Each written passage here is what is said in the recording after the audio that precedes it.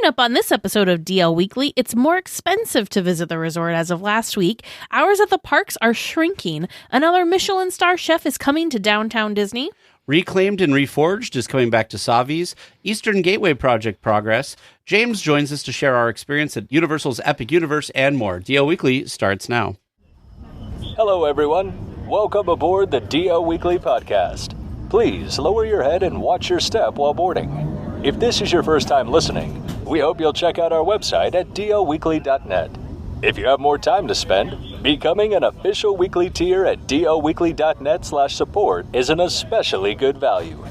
Thanks for traveling with us today, and we hope you have a happy and memorable listen to this week's episode. Well, hello and welcome to this episode of DL Weekly for the week of October 15th, 2025. I'm Teresa Urban. God, it's already halfway through October. I know I always comment on the date, but it's just time, man, time. And I'm Tage Bushman. We would like to thank everyone who supports the show. This week, we'd like to give a special shout out to Danny B., Richard S., Katie G., and Michael C. for supporting the show.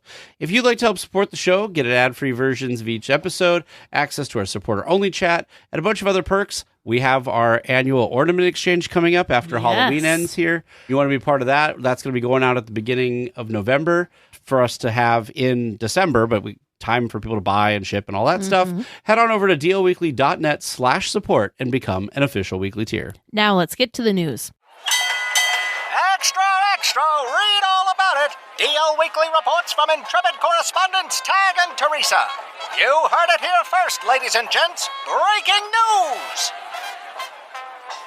It's that time of year again when the prices go up at the Disneyland Resort. This time, the lowest price one park, one day ticket has stayed the same, but the highest level one park, one day ticket has increased from $206 to $224. Overall, ticket prices increased from $3 to $18. Magic Key holders also saw these increases. The Imagine Key went up $150, with the Believe Key going up $100. Parking also went up $5 to $40, with preferred parking now at $60. Lightning Lane Multipass also was not safe and went up $2 for pre-arrival from $32 to $34 per person. This is crazy.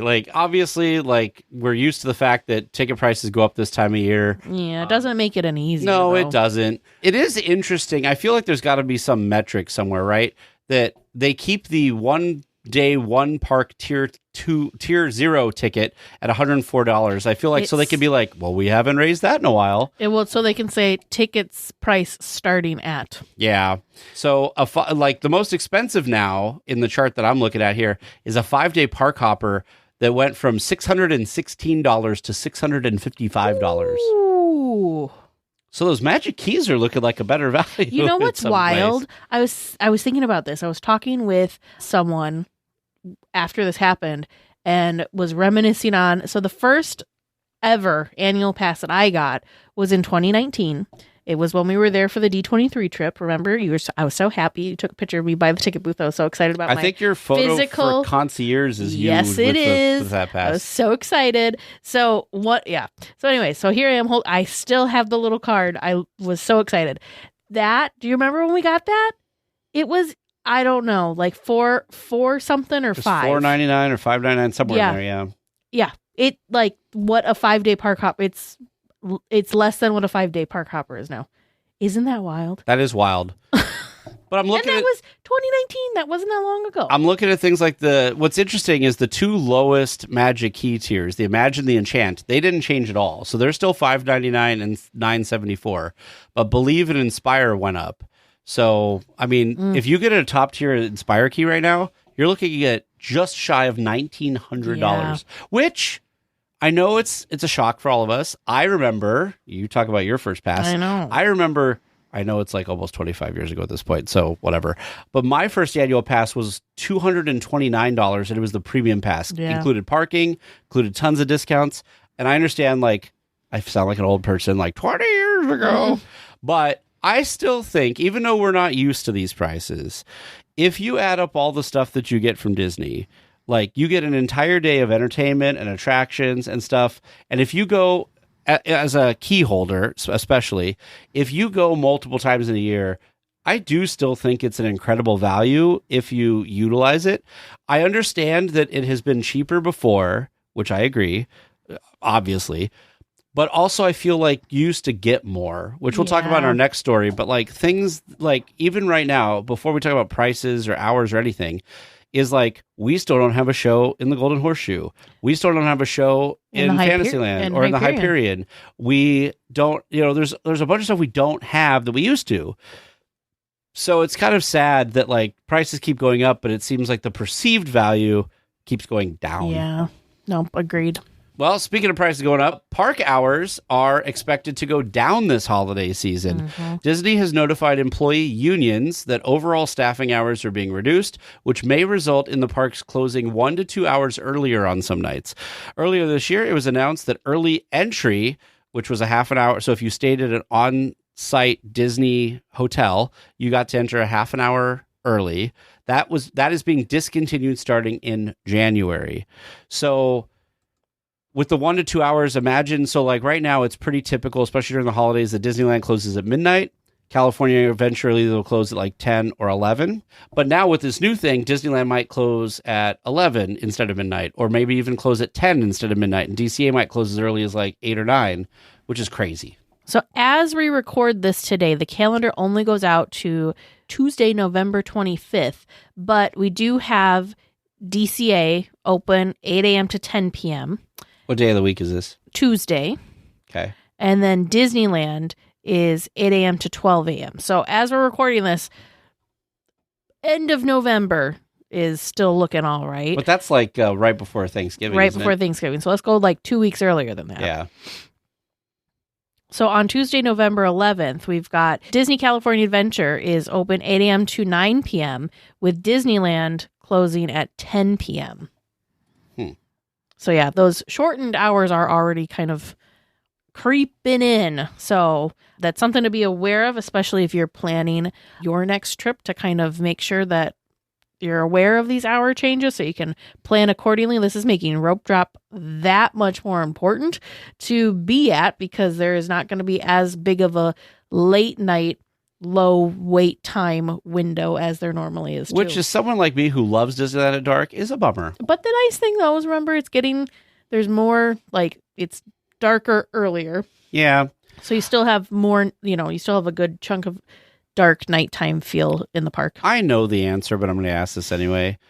Why can't they open the park at like 9 a.m. and then stay open later? Yeah. Because kids wake up early. That's why. That's the answer. I know. Well, and workers, right? Like the normal like 9 to 5 yeah. and stuff. Yeah. That's fair. Well, after all that, super great, fun, feel good news. Not at all. We do have some good news to kind of get us back in the, happy feels. I don't know. Happy spirit. Yeah.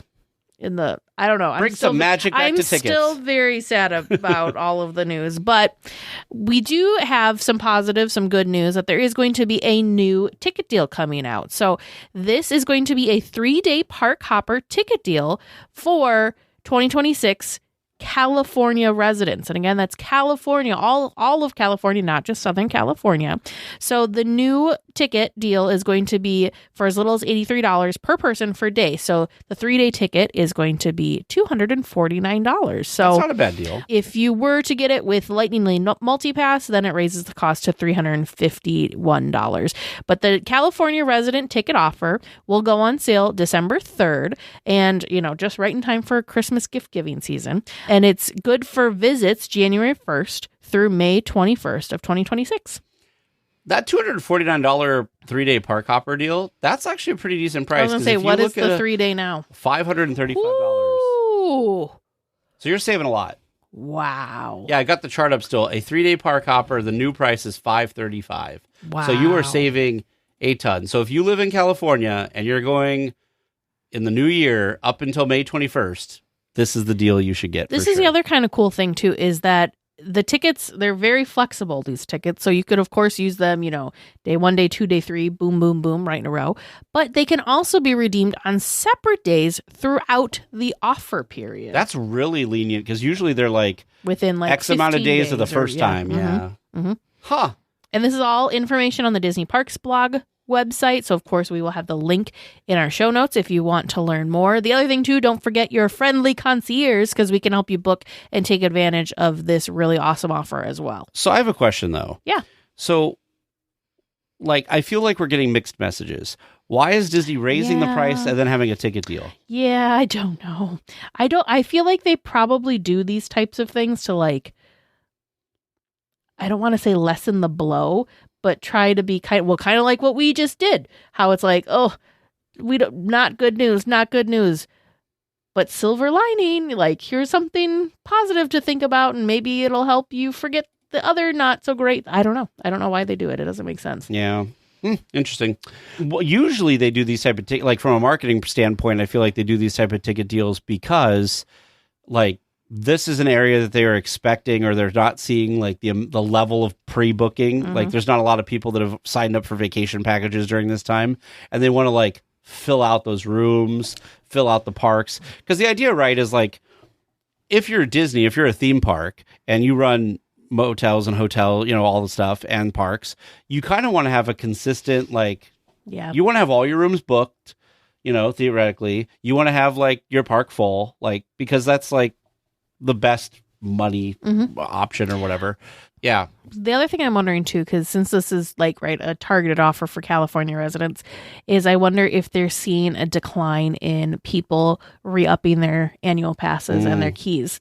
And so if this is a way to kind of keep those folks coming back to the park, maybe not as frequently as they were when they were key holders, but still, getting those people back through the gates.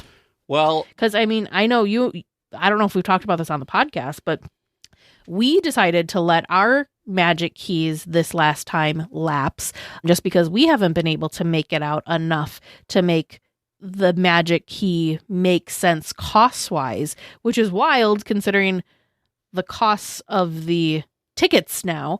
But yeah, and I'm sure we're not the only ones that have, made that difficult decision to let it go. And thankfully, though, magic keys, it's not like once you let it go, you'll never have it again. So that is the one nice thing. And for us, I think a positive with having our magic key have a break, if that makes sense, is the next time we purchase a magic key, our clock, that year timer, doesn't start again until the first time we use it. Whereas if we were to re-up it, it starts immediately. So that's a benefit for us. Obviously, that's unique since we're not, right there, right at the parks. I wish you could like pause it. I wish so too. Yeah, because that would be great. We'd have like the same key for like 2 years, 3 years. Yeah, something like that. Well, if you were looking at these ticket prices and you're thinking, I want to go a few times this year, and it seems steep. Magic Keys, the Inspire and Believe passes, which are the ones that are like paused right now, are going back on sale on Tuesday, November 4th, no earlier than 9 a.m. Pacific time, with an online queue opening no earlier than 8:45 Pacific time that day. So if you want to, now if you already have a key, like Teresa was saying, those are always available for renewal. They've never said like, nope, can't renew. But if you need to buy a new pass, so if you're already a key holder and you want to add a family member or something like that, or you aren't a key holder and you want to get a key at the Inspire or Believe level, you can do that on November 4th. Well, we have been very excited for the new Earl of Sandwich to open on the west end of downtown Disney. Upstairs, the new Carnaby Tavern was announced, but has now been rebranded as Gordon Ramsay at the Carnaby. Gordon Ramsay is a Michelin-Star chef who will elevate the British-themed gastropub. Some of Ramsay's signature dishes, like beef Wellington, fish and chips, and sticky toffee pudding, could be on the menu when this location opens. Okay, so when I read the headline that Gordon Ramsay was coming to this thing, I was like, okay, this is just going to be another one of those locations that are just way too expensive for me to eat at, that like, whatever. But then I saw that some of his signature dishes could be there, and I was like, I've always wanted to try a Gordon Ramsay beef Wellington. Yes. So that might actually be worth it for the price to have a one-time, like, trying his beef Wellington. With how Uh-oh. much we heard about him, like, okay, so my first introduction to Gordon Ramsay was through the TV show Hell's Kitchen. Mhm. And scallops and beef Wellington was what he was always yelling about, was those two dishes in particular. So I did also have to like chuckle when I saw that beef Wellington may end up on the menu, because I'm like, there's something about wanting to try what Gordon Ramsay, like, Envisions. what it is of his, because everybody had such difficulty on the show to get it up to his standard. So I'm very curious. But yeah, this is very exciting. So the new news here was that Gordon Ramsay's involved. We knew that the Carnaby was going to be there. We knew that it was going to be kind of like this like hip British themed gastropub. But yeah, we didn't know about Gordon Ramsay. But this is wild because Disney Food Blog pointed this out. And as you did, so Paseo has a Michelin-Star chef at the helm. You've got the new steak house, Arthur and Sons, is also going to be a separate Michelin-Star chef at the helm. And now we've got Gordon Ramsay throwing his hat in the ring too. That's pretty incredible when you really think about it. Yeah. So if you're a foodie, downtown Disney is going to be like the place to be for this stuff. And the fact that like we already really enjoy Earl of Sandwich, and that this is going to be like a thing kind of like right near that's just going to be extra special. But like I said, I think it's going to be very difficult for me to not, if beef Wellington ends up being on this menu, will be one of those things that like, I never thought I was going to eat Gordon Ramsay's beef Wellington, so I will pay the extra for the one time, and maybe it'll be life-changing, but it'll be an experience. So I think, sometimes it's worth it for the experience, right? Oh, 100%. Well, speaking of experiences, the new Reclaimed and Reforged storyline, which was introduced at Savi's workshop for May the 4th in Star Wars Galaxy's Edge, has returned. The return also comes at a higher price for the lightsaber building experience. It will now cost $249.99, up from $219.99. The story is available for a limited time, joining the other 4 themes of peace and justice, power and control, elemental nature, and protection and defense. So I feel like you are someone that can talk to this better than I. So as someone who has had the lightsaber building experience and has built their lightsaber at Savi's, is this new experience something, like price tag aside, is this new experience something that would make you want to do it again? Because, right, like the whole thing is that you're building your own lightsabers from scraps that have been scavenged from the distant reaches of the galaxy's outer rim and have made their way back to Batuu. So you can have it a depends. really unique looking saber. I think that this really caters to the people who, a couple different people. One, I think there's a lot of people out there that are big Star Wars fans that they are building a collection of lightsabers. Yeah. And I think that they like the idea of like having a personally crafted lightsaber that like is not is fairly unique to them, I guess is what I'm trying to say. The other side of it is that I feel like there are a lot of characters more recently in the Star Wars universe that are creating lightsabers from scrap kind of materials. Oh, sure. So I think that because the previous stuff was a lot of stuff that was like, you would consider, so like imagine, if you will, like in the real world, right? So like you go to the car dealership and they're like, here's all of our brand new cars. And you just like, you pick like your, do you want this feature, that feature, whatever? What color do you want? What type of rims do you want? Boom, that's it. As opposed to going like to a used car salesman where it's like, here's our inventory and some of it's scratched up and some of it's weird, but it gives, like, people sometimes like that because it gives it character. Yeah. That's kind of where the Star Wars universe has gone with some of the storylines where the Jedi aren't like prominent. And so these Jedi are separate from everyone else. And they're just like, where can I find things that'll work for this? And so I think that these parts cater to those type of Disney or those type of Star Wars fans that before like were not available for this type of an experience. Like you had stuff like the tooth and stuff, but that was still more refined, I guess is the best way to explain that. So I do like some of the looks of these things. I think they're very visually interesting. Like this one here looks like it's got like a heat. You know how like you heat up metal and it turns different colors? That's kind of what this looks like. And one of the reasons I've been interested in purchasing like the Cal Kestis lightsaber was because it had that kind of look. So this way, maybe instead of like getting the Cal Kestis one that's like specific to him, I could build something that has the same look visually, like parts wise, but I could like make it my own. Yeah. Which I think is kind of cool. Would you? I know you're not a Star Wars fan, so I feel like this is never something that's going to be for you because, like, you're like for $200, even at the old price at $200, like you don't like Star Wars enough to spend that much money on it. Well, I also am a person that like I would do it for the experience. If I I don't want to leave with it. Does that make sense? Like, I don't really know what I would do with the lightsaber. So if they had an experience that, let's say, they had a bin of parts that like they reused for a bunch of people, sure, but you could still pick the parts, but they weren't like going to end up with someone at some point, like, and it was cheaper, like, maybe let's say like $50. Yeah, maybe you might go in and do the experience. Yeah, I would maybe do that because I'm to surprised me, they haven't like, done that. I'm not a person that needs to own their own lightsaber. Sure. So and my thought process too is, okay, like it'd be really fun and really cool, right? But then once I get it home, then what? Then what is like.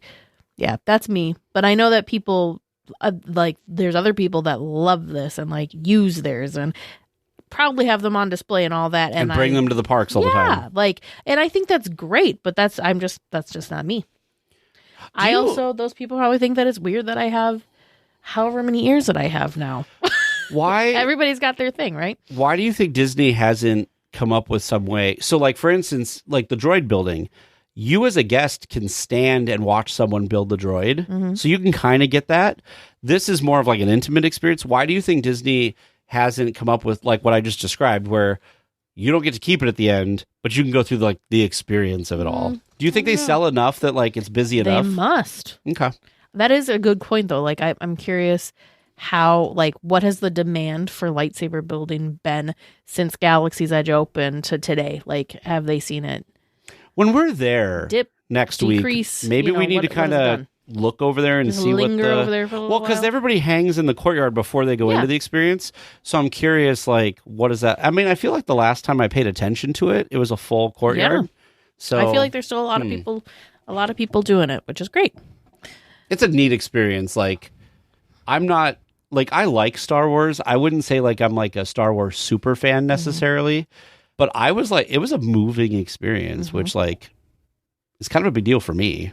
So, well, the first signs of progress have appeared for the Eastern Gateway project, which will include parking, security, the transit center, and eventually a bridge over Harbor Boulevard. A new permit has been filed to install a 15-foot long by 8-foot high chain link fence, as well as a 128-foot long and 8-foot high wooden fence in the area, aka construction walls.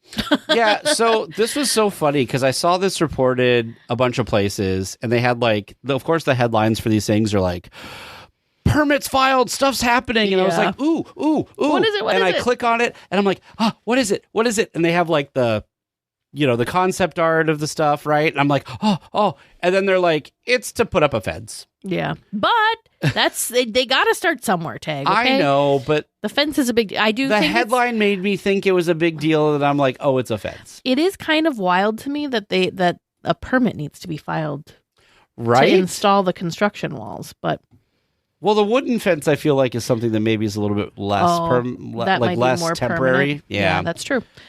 That is true. I'm just glad they're finally doing something that, like, any progress is good progress. 100%. I can't wait to see this all come together and see what the end result is going to be. I'm so curious. I'm also very curious what the interim's going to be like while they're working on all of this stuff. How are they going to reroute all of the like guest foot traffic to get into the parks? Because eventually, at some point in this, right, the Harbor Boulevard entrance is going to be greatly impacted. I don't know if they could actually close it entirely, reroute it maybe. Here's what I think will happen. I think they're going to build the new structure, and I think they're going to build the bridge. Okay. And both of those things will open at the same time. I think that what'll end up happening is because that bridge is going to kind of land where the current transportation hub is, that people will be kind of dropped off in that like other area. Like, I think the transit hub area will open, but not like the parking part. Sure. And it'll take people from, maybe it won't even take, whatever. The point I'm trying to make is when these things open, that part will be kept open, but the rest of that area will then be closed. Yeah. So you won't be able to just walk right in necessarily. You're going to have you're going to be funneled in more so than you are now, for sure. But and it dawned on me that we weren't doing, like, I was doing the YouTube channel, but even before I was doing the YouTube channel, actually, that was a good question for Buena Vista Street. Like, well, it's literally the front of the park. How do you close the front of the park? Yeah. Well, for a while, you know where Judge Doom was? That was the entrance to DCA while they were doing That's wild. that. So, like, they moved turnstiles and stuff over there, and you came in there temporarily while they worked on Buena Vista Street. So they'll come up with something. Oh, yeah, 100%. But it definitely is going to be a change, right? So I'm just excited to see it happen. I'm also very excited. I didn't get a chance this week. I haven't had time to watch David's fresh baked construction update to see like what he's doing. But last week's, he loves construction, and he had a whole couple minutes where he was just giddy about, like, he thought he was reminiscing back to Galaxy's Edge and like remembering like in the slow parts of the beginning where they were just like moving dirt around, and now what it turned into. And he reminisced on like how cool it was to see something go from like old buildings to dirt to a whole land. Yeah. And he's excited to see this happen with the Avengers attraction, Coco, Disneyland Forward eventually, and this, which I think if I lived down there, I'd be the nerd that would go check this stuff out all the time too. I would be checking that stuff out too. Totally agree. Well, if you like looking for things like that, a new scavenger hunt is coming to Downtown Disney this holiday season. Chip and Dale's Ornament Trail will feature special Disney character-themed ornaments hanging from trees throughout Downtown Disney. Guests pick up a map and stickers for $11.99 at select merchandise locations, and then search for the ornaments. Once an ornament is spotted, you get place the corresponding sticker on the map, kind of like all the other, like the Easter hunt and pumpkin hunt and all of that.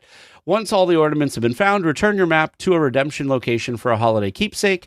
This will run from November 14th through January 7th. This is such a cute little thing. I'm trying to remember when the first year was that they started this. Last year before? Anyways.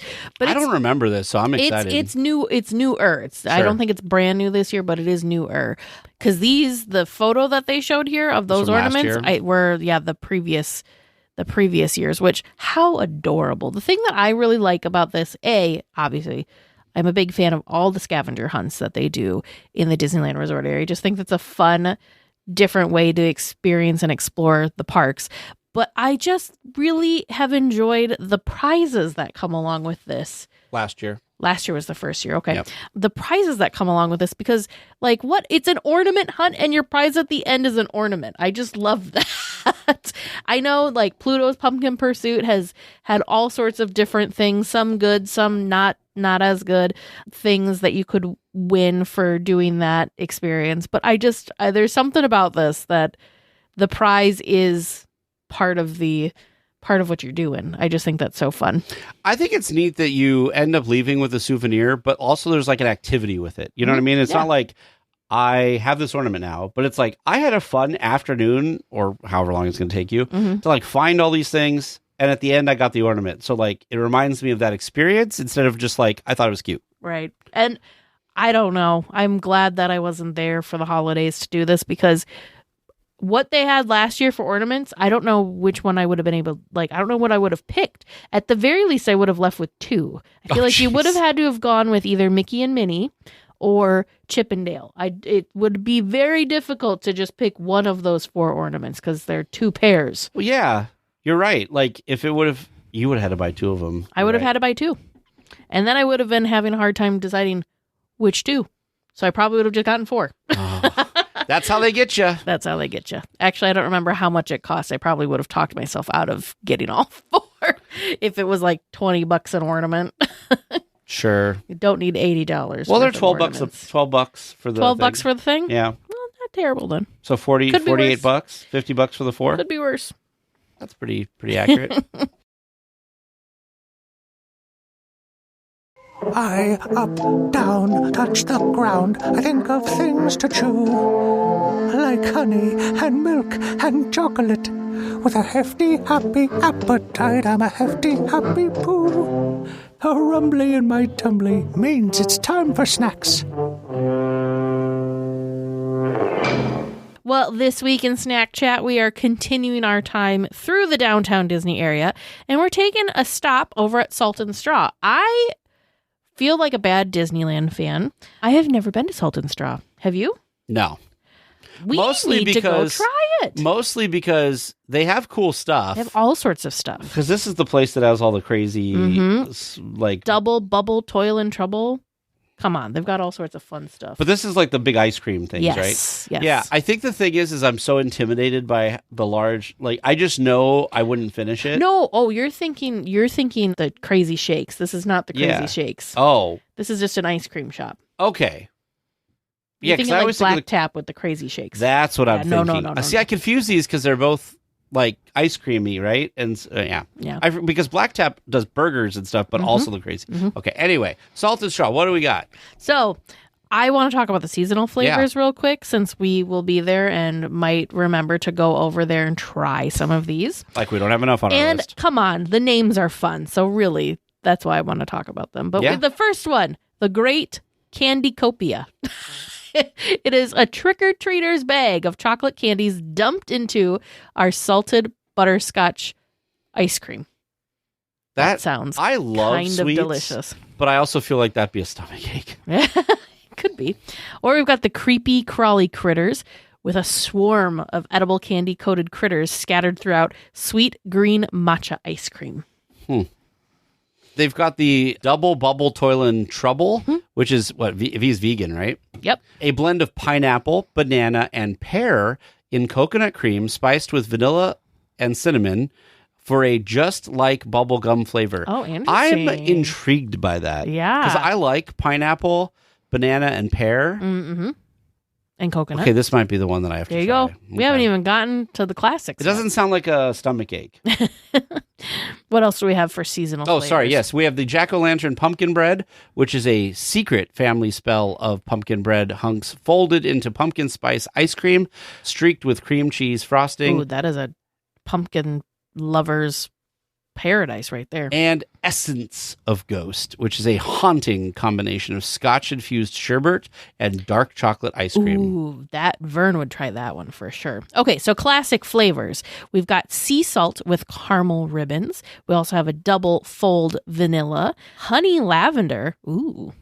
They have an arbequina olive oil, a cinnamon schnickerdoodle, Ooh. Another vegan one, a freckled mint chocolate chip, and another vegan strawberry coconut water sherbet. Okay, we got to go back to this freckled mint chocolate chip because it is coconut and pure Oregon mint oil coalesced into a delicate floral ice cream freckled with organic dark chocolate made with Sealy mint. Interesting. Okay, moving on.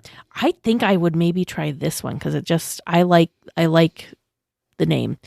Salted malted chocolate chip cookie dough. I really love malt flavor, like malted milk balls and that kind of stuff. So that's what maybe that's the one I'll go with. Otherwise, we've got the chocolate gooey brownie, pear and blue cheese. We got to talk about this one. We have the candy Oregon Bartlett's, so Bartlett pears to bring out their flavor. Then they fold in cave-aged crumbles of Rogue Creamery blue cheese, which was voted best in the world apparently, for a bold thwack. What is this? It's a pear. It is what it says. It's pear and blue cheese. Wild. I feel like this is one of those things that, like, reading it, I'm like, but I feel like it probably tastes gotta amazing. Work. It's got to work. Otherwise, it wouldn't be on the menu, right? Well, this, I don't know why this next one just I feel like describes you in some way. Yes. Coffee and love nuts. And ice cream as cozy and comforting as Sunday morning. I like it. But it's created in tribute to Jonathan Graham's mission to share love through chocolate. Ooh, we brew a smooth, caramely medium roast coffee from Colombia, blend it with our cream, and stud it with compartes, immaculate love nut pecans caramelized in Tahitian vanilla, sprinkled with sea salt, and then coated in 14 layers of chocolate. What? Okay, maybe this is the one I need to try. This is a problem because you want to try like a lot of things. All of them. Well, I've only named 2 thus far. So you know what we should do? We're having a weekly tier meetup, right? There you go. Each weekly tier needs to buy one of these, and then we'll all share. We'll just have a taste test. Yeah, like a buffet of salted There straw. you go. Now, here we go. Here's another interesting one for you. A strawberry honey balsamic with black pepper, which is a strawberry triple threat. We steal a trick from the Italians using balsamic and citrusy cubeb black pepper to help coax out the fruit's acidity and brightness. That's very interesting. I don't know who figures this stuff out. And I love hazelnut, so this already sounds good. A hazelnut chocolate cookies and cream, which is also vegan. Sounds a regional awesome. twist on a national favorite. Yeah. Dang. I think we've been sleeping on this one too long. Oregon grows 99% of the nation's hazelnuts. I did not know that. And some of the ones I'm going to correct you real quick because What? you're doing the Midwest pronunciation. Oregon? It's Oregon, not Oregon. Well, it's Sorry, Oregon, Wisconsin, Yeah, I know. and Oregon. I Sorry, know. I'm sorry to all of our Oregon listeners for doing that all wrong. I just I'm wanted not to save going you to- the feedback from people going, it's not. I'm pronounced that I'm way." not going to make Sidel redo all of that since Sure. you told me at the end. Couldn't have corrected me earlier. That's okay. Well, I caught it, but after I don't know. My brain was not in real time. Okay, let's see. So, but back to the cookies and cream. Yeah. They start with the coconut cream and they spike it with a splash of bourbon vanilla, fold in mounds of crushed sandwich cookies, aka Oreos, and ripple in decadent hazelnut butter fudge. Ooh. Yeah, we're going to have a salt and straw party and try all the flavors because, man, oh man. I do believe, and we can test this theory when we're there, that if you are like us and you're struggling to make a choice, they do have samples so you can try it. See, then I'll just want to Try it all. Just do. Be like, I can't make up my mind. Can I have one of everything? There you go. I'll be nice though, because I feel like working there would be annoying to do that with somebody. So if we go there, maybe I'll pick my top 3 or 2. Your top whatever, and Yeah. then go from there. Well, it's that time again for our friend Eric over at Concierge to catch us up on some other Disney news. Hello, everyone. This is Eric Johnson with Concierge, and welcome to the D180. While Tage and Teresa cover all things Disneyland, in the D180 we take a spin around the rest of the Disney universe, and we do it in 180 seconds. Let's jump right in. We begin our journey this week dreaming of fantasy wishes of wonder and also magic. That's right, it's cruise time, folks, because Disney is rolling out the deals through the rest of this year and even into 2026. If you have half a mind to hop a voyage, I've got up to 35% off of your trip. Disney Cruise Line is rolling out over 40 different sailings with discounts from 20 to 35% off. Some of these are pretty soon, like 3 nights on the Disney Wish departing on Halloween itself. Some depart as late as March 2026. These cruises are departing from Port Canaveral, Fort Lauderdale, Galveston, and even one from Auckland. You got that right. That's 35% off of a 10-night cruise from Auckland to Sydney aboard the Disney Magic. I mean, you have to get to New Zealand and then come home from Australia, but come on, 10 nights, 35% off. You can afford the plane trip out there. And we're not talking any old itineraries here. We've got Halloween cruises. We've got Very Merry Time cruises. We even have Marvel Day at Sea cruises. This is a really great opportunity for you to try some of the best entertainment that the Disney Cruise Line has to offer. Since spaces are limited at these rates, you're not able to pick your stateroom. Little caveat there. Disney guarantees a specific class of room, though, and that room could also get an upgrade at the last minute. Ask your favorite concierge about how all of that whole thing works. This is an enormous deal if you can swing the time, so send us a message. And how could I pass up an opportunity to dish on the Disney Destiny? We're less than 2 months away from her maiden voyage, and we are still learning about new details. This is the Heroes and Villains ship, if you recall, and it's going to be a blast. Not only will you find plenty of great entertainment on the ship, like Disney's Hercules — by the way, the cast has been rehearsing for months for this brand new stage show — the Destiny will spill some entertainment out into the Grand Hall from time to time. Sounds of Wakanda will play music inspired by the Black Panther films, and 2 roving storytellers will weave tales of Disney villains while they wow with fortune-telling and potion-making. And how could I forget the Cask and Cannon, the tavern packed with trinkets giving tribute to the Pirates of the Caribbean attractions around the world? Take the Beacon Barrel, that new lounge at Walt Disney World's Magic Kingdom, and bring it to the sea itself and add in a whole lot of more stuff. And you have an idea of what you can expect here. The Disney Destiny sets sail on November 20th, 2025. So get ready, folks, for another exciting Disney Cruise Line ship. I hope you enjoyed our quick spin around the rest of the Disney universe. If you would like to learn more about these Disney adventures or just have a few questions, please come on over. Visit the social media and websites of both DL Weekly and Concierge. Then reach out to your personal travel planner, Teresa. She looks forward to planning something special for you and yours. I'm Eric Johnson, and this has been your D180. Thanks, Eric. You come seeking questions and long-lost Disney information, eh? Sure, you come to the proper place, but keep a weather eye open, mates, and hold on tight with both hands, if you please. There be squalls ahead, and James and Vern waiting for them what don't answer correctly. Welcome to Trivia Land, where we've got me going on a deep dive because I'm getting excited about Oogie Boogie Bash. Oh, okay. So, we might have some hope, Tag, if they're Oogie Boogie Bash related. Yeah, we'll find Maybe. out. All right. So, 4 questions for you tonight from me doing a little research. Let's see how it goes for you. You ready? Yeah. Yeah. All right. Your first question. Prior to becoming known as Oogie Boogie Bash, the Disney Halloween party has had at least 3 different names. Can you name them? I feel like we've been asked this. We have. in This one is various- kind of a Always. repeat, yep. No, I I'm just mean throwing like you a softball for the beginning. even not on Trivia Land, but like even like in the Discord chat, I feel like it's come up, and every time we're like, ugh. I do think Was it like Mickey's Halloween there was party one or that something was just like that? like that was very Generic. basic. Yeah. I think it was like, I don't remember if it was just Mickey's Halloween or Mickey's Halloween party. Okay, are we gonna get ticked like off a point, or like if we do Mickey's Halloween, do we have to say like Mickey's Halloween party? Well, there's a huge difference between a Halloween and a Halloween party. Oh boy, okay.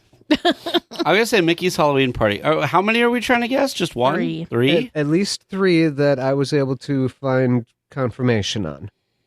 You know what's really screwing me up is the only thing I ever remember is when I used to drive and park in Mickey and Friends, the first time that I remember them doing Halloween that I was a part of, all of their advertisements and signs were all just for like the celebration of Halloween.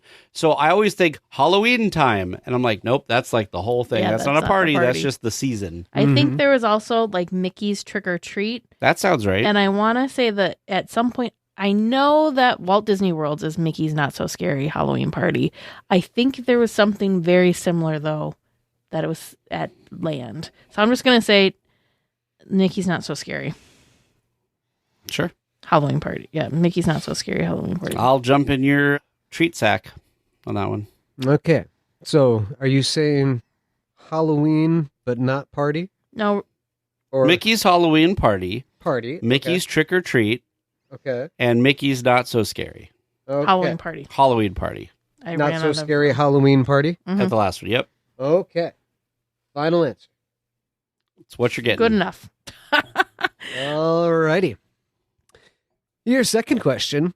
What year did Oogie Boogie become the host of the Halloween party, officially lending his name to the event Oogie Boogie Bash? 2019. That was the first one?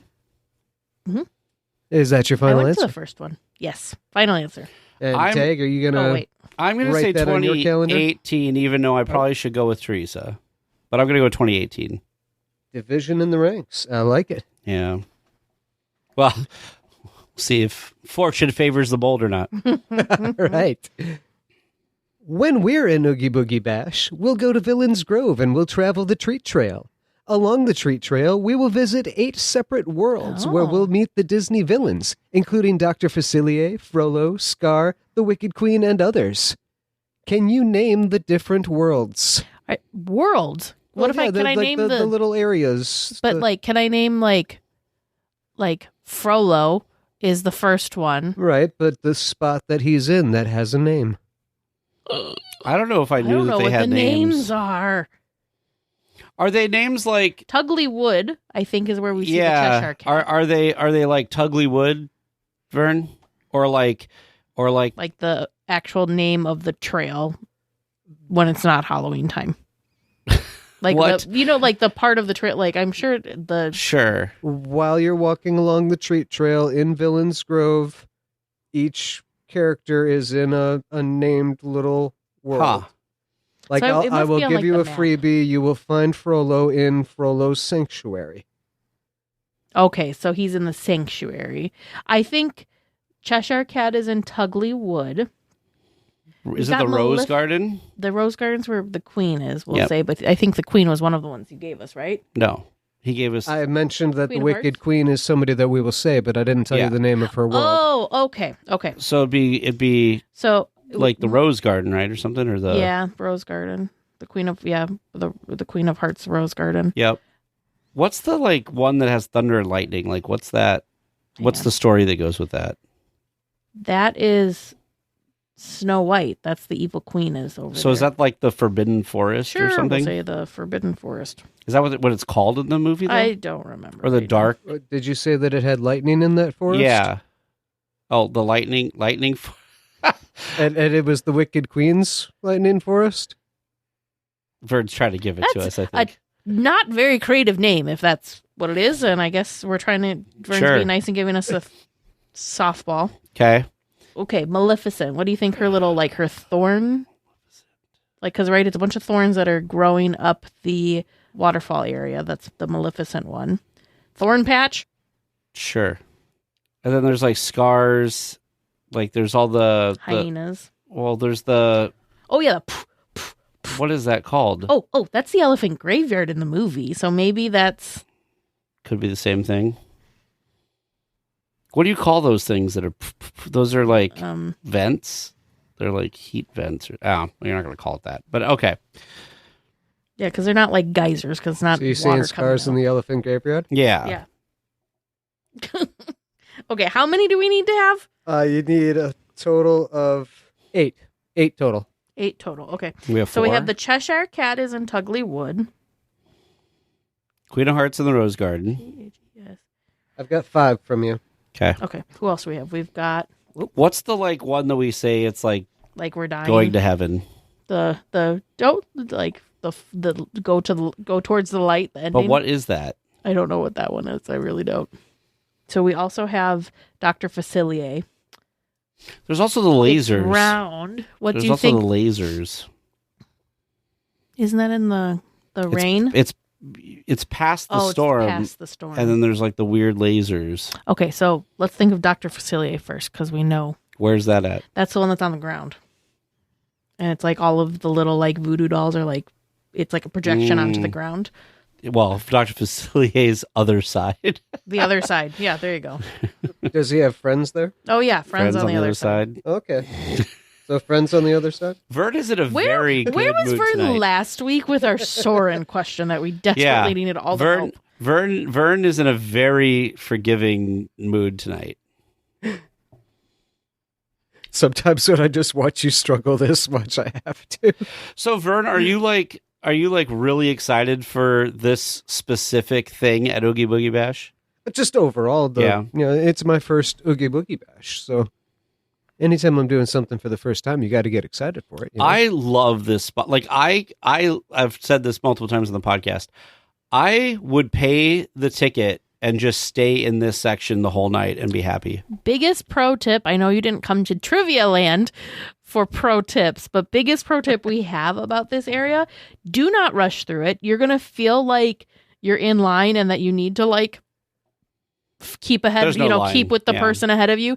Do not feel that way because there is no line. Once you get in there, you just take as much time as you want. If someone's taking more time than you want to take, you can go around them. There is no like Once you're in, there's no line. There's no line. Everybody just kind of It's like a walkthrough meanders attraction. You can just through do whatever. and experiences it at their own rate. So that's our biggest advice. Because the first time I went through, and I think Even when we Same. went through, you kind of feel like you have to just keep We going with the also line. But you went don't. through it like a little bit earlier in the night, so I think we were like, we didn't know that, like, how, getting Time, through everything. sure.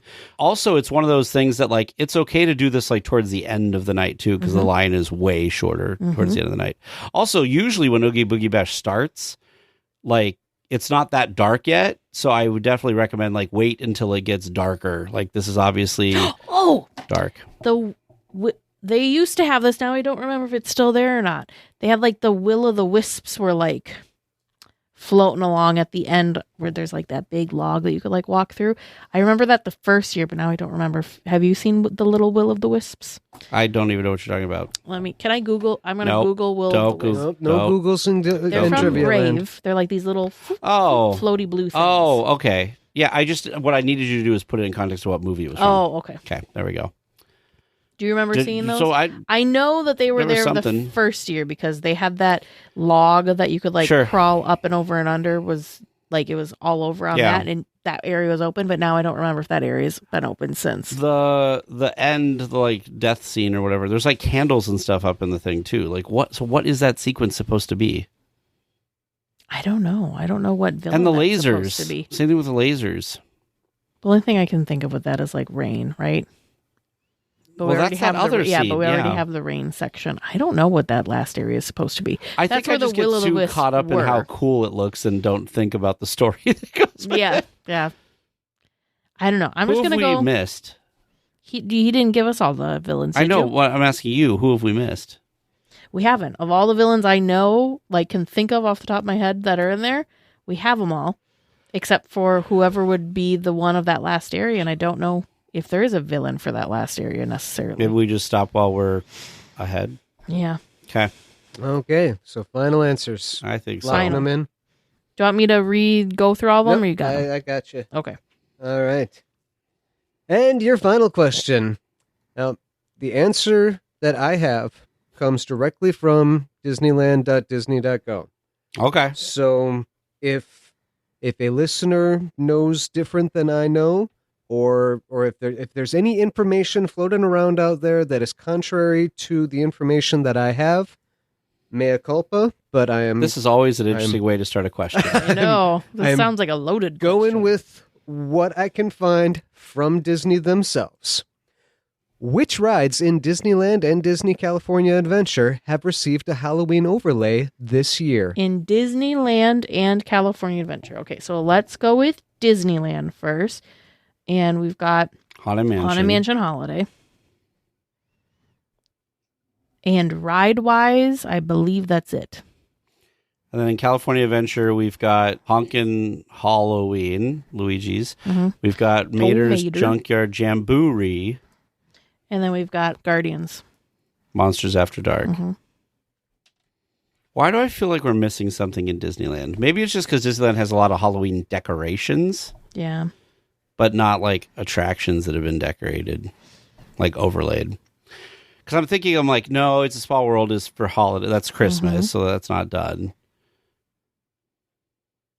Yeah, I think that's it. Yep. That's what I'm thinking too. All right. Final answers? I think so. All righty. Well, listeners, how did you do listening at home? How do you think Tage and Teresa did? If you stick around until after tonight's discussion, we can all find out together. Well, this week we are chatting with Tage and James about their recent, I guess it was not like yesterday recent, but more recent trip. And they got to experience Epic Universe, which of course is the new theme park that was just added earlier this year to Universal in Orlando. So we're just going to kind of talk about their overall thoughts of the new place, kind of compare and contrast to Disney parks and like what Epic's doing that's similar or different, better or worse than what we see and know at Disney parks, and just kind of have a conversation about the overall experience. I have a couple questions to begin with for you, Teresa, because you do travel planning, so you understand how. So for us, for a long time, we've had like magic keys in our app, and so like the entrance to get into Disneyland's been really easy because like it's in there. When people book vacations for Disney, how hard is it to get the ticket to put in the app? Not at all, but for Disney. Yeah. It's not difficult at all. It's a pretty easy link on the back side. In fact, it's so easy that so like for Disneyland, I will get an email the same time the client gets an email. Okay. And most of the time the client's already like zip, zip, zip, done, because it's like super quick and easy. The hard part is that you have to wait. The ticket for Disneyland, when you do a Disneyland package, doesn't you don't get the actual ticket until 3 days before your first day. So the hard part's waiting. But you can make reservations linking. before that. Yeah, you can do all your reservations and everything before that. But Universal seems to not be as painless. So here's how our morning at Epic Universe started. So we bought a 2-night package with Universal because at the time, and it may still be this way, but obviously I haven't looked, you could not just like what I would have preferred to have done is I would have liked to have bought 2 days at Epic Universe. Oh, yeah. But you couldn't. You had to buy 1 day, and actually, at the time I booked it, you couldn't even book 1 day. You had to book it as like part of a package. Yep. So we booked the package. We did not. So it's kind of interesting. It's kind of like Disneyland in the fact that they have like their version of like a Good Neighbor hotel, but you get the early entry perks staying at those. So anyway, the day before I went into the Universal app, and I swear up and down that I added our tickets to it. Like they were in there to like scan. So we go to Epic Universe that morning. We have an hour early entry, which we definitely wanted to take advantage of. We parked, by the way, their parking lot, massive, but well done, easy to navigate as a pedestrian, which I thought was really good. What's interesting is you kind of park off to like the side of the park and like walk around to the front. It's kind of like Hollywood Studios in Florida, where like the front, like there's like the Skyliner and the buses, and then there's parking kind of over here. Yeah. It's kind of like that. Anyway, so we get up there and we go through security, and there's a bunch of tables where you show the person and they'll scan and they'll take your picture, very much like Disney. Tickets were not in there anymore. And I was like, they were in here last night because I was prepared. So we got through security and we got to the ticket person. I said, here's my package. Here's like a barcode I have for the package. How do I get the ticket? She said, you need to go over to guest services and they'll give you a ticket.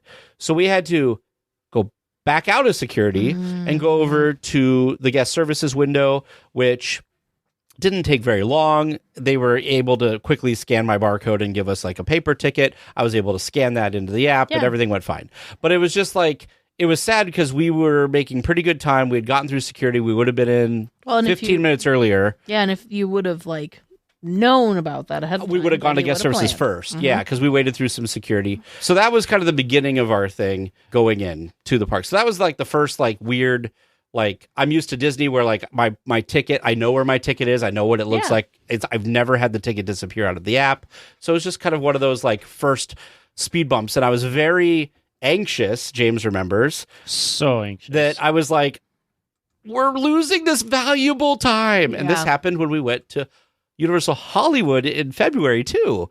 So it was just one of those situations that like I was like, not a good beginning. So what is the entrance itself like? Because it's not like a typical theme park and where you enter through like a gate turnstile kind of thing and then you're onto like a street.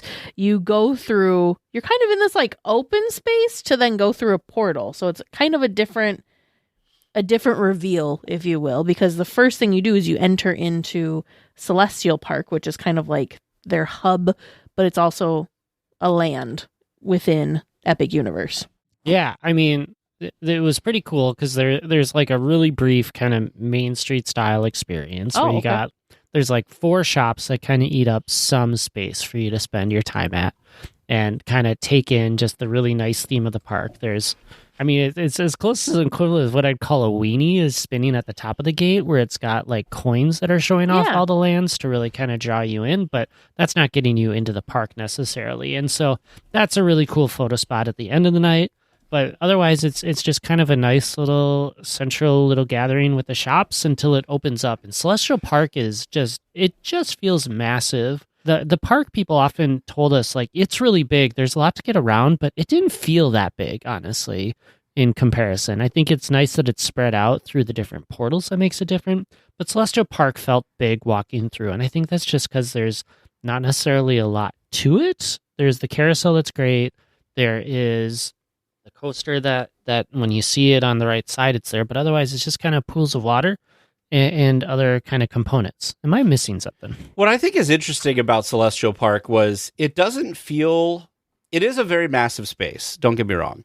But what I felt that is that once you first walk in, because there's like a portal that like gets you into Epic Universe, basically. And then there's portals kind of, at least the way we went left, like you do. As we do in theme park. And so you pass the portal to Super Mario World, and then there's the portal to the Dark Universe, and then there's the back section, which is their big hotel that's kind of part of the complex. It's kind of like the Grand Californian, where it's like in the park, technically. I found that the part that felt the largest for me with Celestial Park was when we went from Dark Universe to when we went from Dark Universe... We went from Dark Universe to the Ministry. Ministry, and you have to walk by the hotel. And then when you're in Ministry, there's also what feels like a long walk between the Wizarding World Ministry area portal. You walk past the Stardust Racers to Isle of Berk, that felt like a long walk because there's just not much in between that space. Yeah. Well, it looks like I'm looking at a map of Epic Universe from Universal, and it looks like they've got an expansion pad in between the Wizarding World and where the Stardust Racers coasters is.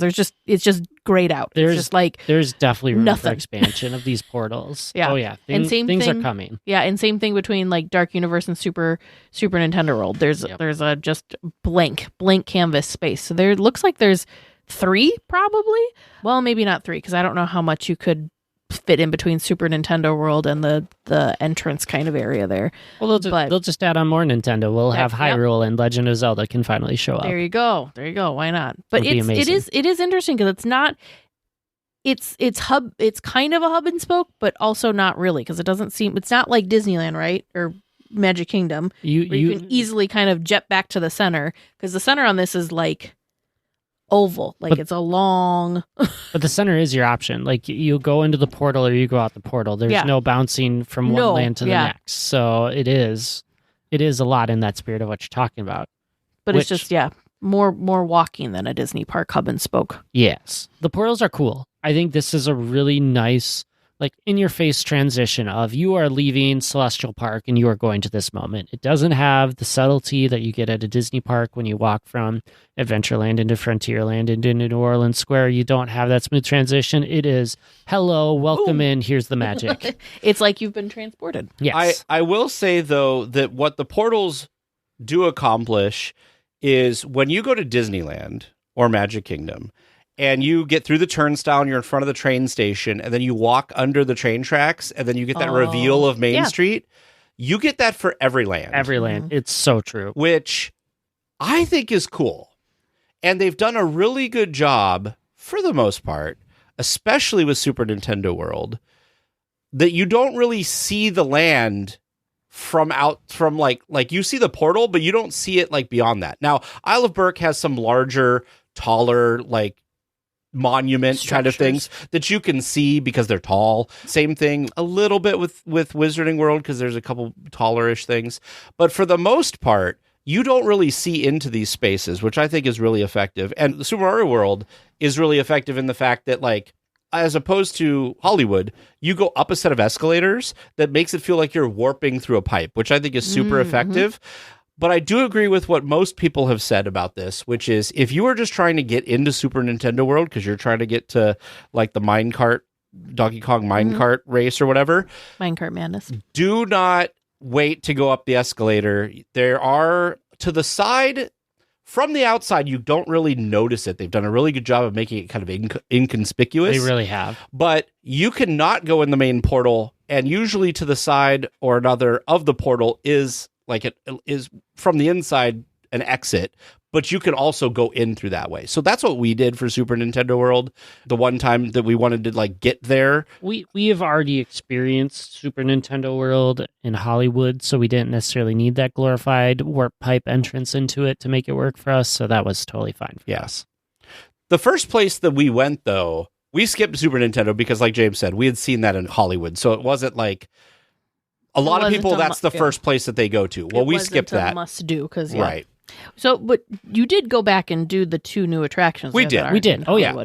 Yeah, no, we hit up, I think we went on everything except for like maybe 1 or 2 attractions in the whole park, I want to say.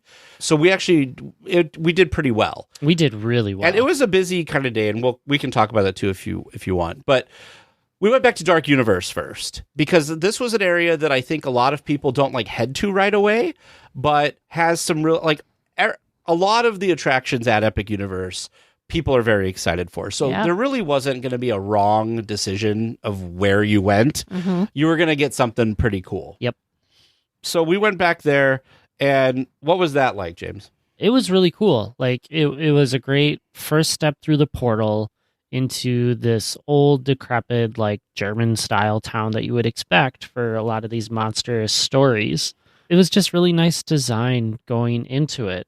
I joke because at some point as Tage and I were walking through Dark Universe, I'm like, they could really use like some characters or something to bring atmosphere here.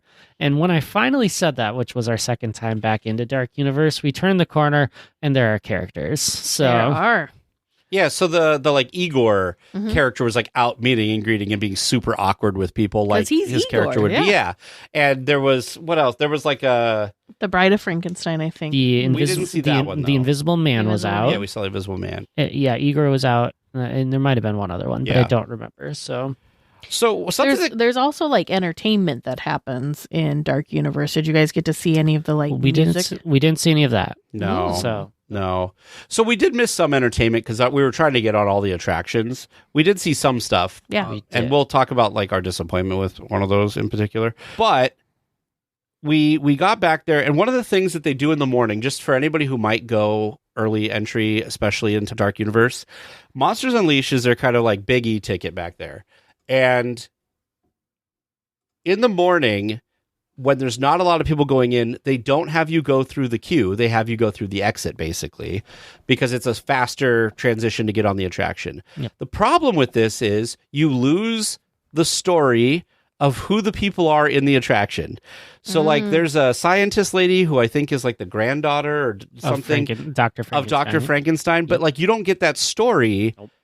Because you skipped that section. Now, spoiler alert, we went back later and wrote it again because we wanted to get that pre-show. Yeah. And the pre-show was not working. So we went through the regular queue that time, but we skipped the room where we got the pre-show. So imagine, if you will, like going to Guardians of the Galaxy and skipping the library. And like you just come in the door and you get sent into the gantry. Office. Yeah. So imagine that you come in and go right to the elevator. Like, you don't know what the story is. Like, they're trying to break out. Like, what's going on with Rocket? Like, imagine that, right? Mm-hmm. That's kind of like what happened here. We were like, who is this woman? What's happening? I mean, we knew from before, but like, from doing research. Did you get to see the pre-show at all? We did not. The whole wasn't day working. was not working, unfortunately. So the pre-show, if you haven't watched YouTube or Instagram or seen on social media in some shape or form, is pretty amazing. Think of like the pre-show for like Rise of the Resistance or something like that, where it's a very immersive experience, except this is 2 animatronics that are like very present, and it looks like you get to be pretty up close with them as well. And there's a Frankenstein. There's Victoria Frankenstein, who's again the descendant of the original Dr. Frankenstein. And I don't want to give any spoilers, but they're pretty very technologically advanced and very impressive. You know, one thing that they've done better than Disney in this term. So what's one thing you hate about the, let's say, not the current version of animatronics, but let's say like the last version? What's the thing that you didn't like? Oh, yes, the projected faces. So Dr. Frankenstein, like the granddaughter, Victoria, her face is projected. Yeah. But it's done very well. Really? Okay. So like not bad, actually. So imagine like, you know how when we're in the Haunted Mansion and you see Madame Leota's face and that looks really good? Sure. It's like that on her face. Yeah, nice. Because I think it's darker. So which That I think could be. makes it That more helps. help. Yeah, that could be. What were your overall thoughts of Monsters Unchained? Animatronics were wonderful. This and is going to like be galore too, aren't there? Yeah. Like a ton. There's a ton. This is a theme that we will say a lot about this park is that they have amazing animatronics. I feel like they really needed to hit that out of the park, and I think they did. They really did. What do you think, James? You had a couple critiques about it. Yeah, so this ride system is the same one essentially that they did in the Forbidden Journey, so the Hogwarts Castle attraction, and then they also use a similar version in the Harry Potter attraction that's in Epic Universe, and it's my least favorite of the three of them. I feel like it was the one where they moved past or tried to add on from Forbidden Journey, but didn't quite hit it right. Like they tried to change it, but the changes didn't help me enough to feel like it was a good improvement. And I also had a few timing issues where sometimes screens would be showing things from the past one that they should have moved on from. And you see the reset, like it'll flicker like it's in a loop. Yeah, so it'd be one thing if it happened like once, but it happened to me in the same spot both times that we rode it. And then there were just that one distinctly where I think about it. And then there were a few others where it's just like it just doesn't quite feel as hidden or deceptive or as there as it is. That said, great attraction. So glad we rode it twice because the story, as you start to figure it out, is fun to see. I am so thrilled to see all these like classic monsters getting their time to go through it because there is so much to appreciate about what it is. Though a little confusing if you don't have the whole story going to it. Sure. And I still really enjoy this style of attraction and what they're doing with it. I think it's really creative of the first time that they did and how they're still able to use it, that I still think it is absolutely worthwhile attraction. I'm glad that it is a very good people eater. So I think the time we were there, the longest wait for it was 20 minutes. Yeah, it's a very high capacity. That's the thing that I have noticed is even like, it seems like other attractions in Epic Universe, which we'll get to, continued. I mean, obviously it's a brand new park. You have high demand for all of these attractions, but Monsters Unchained somehow is just very efficient. It doesn't seem like it's breaking down as often as other attractions can too. So it's doing its job, and it's doing its job really, really well, which is awesome. And I think part of that is because, like James said, it's using the same technology that Forbidden Journey, and I think it's a tried and true. Yeah, but the animatronics though, these are much more advanced animatronics, so those could, you could have issues with those not working, and then maybe the attraction is down because of that. But the other thing too, I do wonder is how many families are going all the way back into Dark Universe, because it is darker, it is a little scarier, and it does it is monsters and stuff like that. So I'm sure there are families that are probably just not going into that land, which probably makes it also not have as high of a demand as far as guests wanting to go on. But it looks incredible. I'm not even someone that is a haunted house person at all. I enjoy watching other people's videos of the Universal haunted houses that they do for Halloween Horror Nights. I don't think I would survive if I went through, because I am a scaredy cat, but this looks this I think I could do. Yeah. I think you'd have a good time. Yeah, it's doable. The one thing that I wish that they would have found a better way to do animatronic-wise, and James, I think, had the same complaint that I did, is there is a Dracula animatronic that is, like, floating, but it is very visible that he's being held up by, like, a giant beam. It's a very large support. It's very noticeable as you go by. Like, the light hits it and everything. Like, I wish they would have found a better way to do that. So it looks like from Universal, I'm looking at stuff, but from Universal, they're not spoiling all the dark secrets of the mansion. I like that, or of the manor, but you can expect to encounter Dracula, Frankenstein's monster, the Wolfman, the Mummy, the creature from the Black Lagoon, the Brides of Dracula, and the Phantom of the Opera. Yep.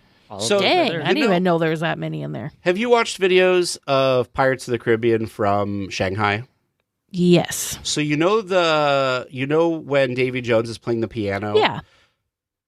The Phantom of the Opera, there's a scene when your vehicle goes by and he turns at you. And it's like, that's freaking cool. Yeah. There's also, I'm not going to spoil it, but there's a scene with the creature from the Black Lagoon that he seems like he comes out of nowhere.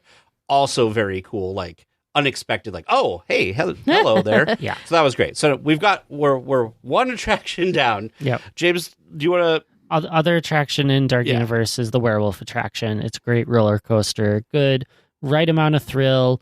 I think we got unlucky because it's supposed to be a spinning coaster, and our weight was always balanced in our car, so we didn't spin as much. Oh, there you go. Someone was trying to convince us that it's just programmed in how it spins, and we just got unlucky every time that we got on the seat. I don't believe that either. But it was a great time laughing. A guy made promises that he was going to be screaming when he was across from us, and when he finally spun back across us, he lived up to that promise, and it just made the ride that much better. That's too funny. So this was still at that first early hour, and there wasn't really a line for this. And so one of the things that happened on this attraction was there was a part in the middle that it felt like we didn't have the momentum to get up the lift. Like like we had a dip and a rise. Yeah.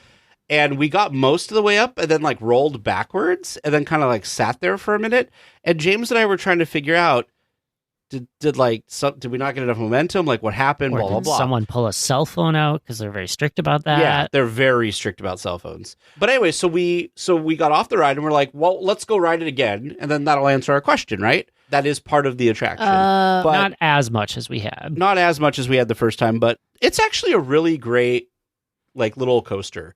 Like if you don't like roller coasters, I still think you'd enjoy this. And there's still like, it's not just a roller coaster in the sense of like Goofy's Sky School where there's just minimal theming, right? No. Like, I mean, there's theming for it, but it's not like it's very well done. Advanced theming, I guess would be a good way of saying it. No, it's pretty good. It's kind of like, so have you seen videos or anything of like Hagrid's motorbike adventure? Kind of. Those I feel like those videos are hard to really grasp what the heck's going on. Yeah. There's theming, but it's not like super immersive. I would say it's better than the Incredicoaster.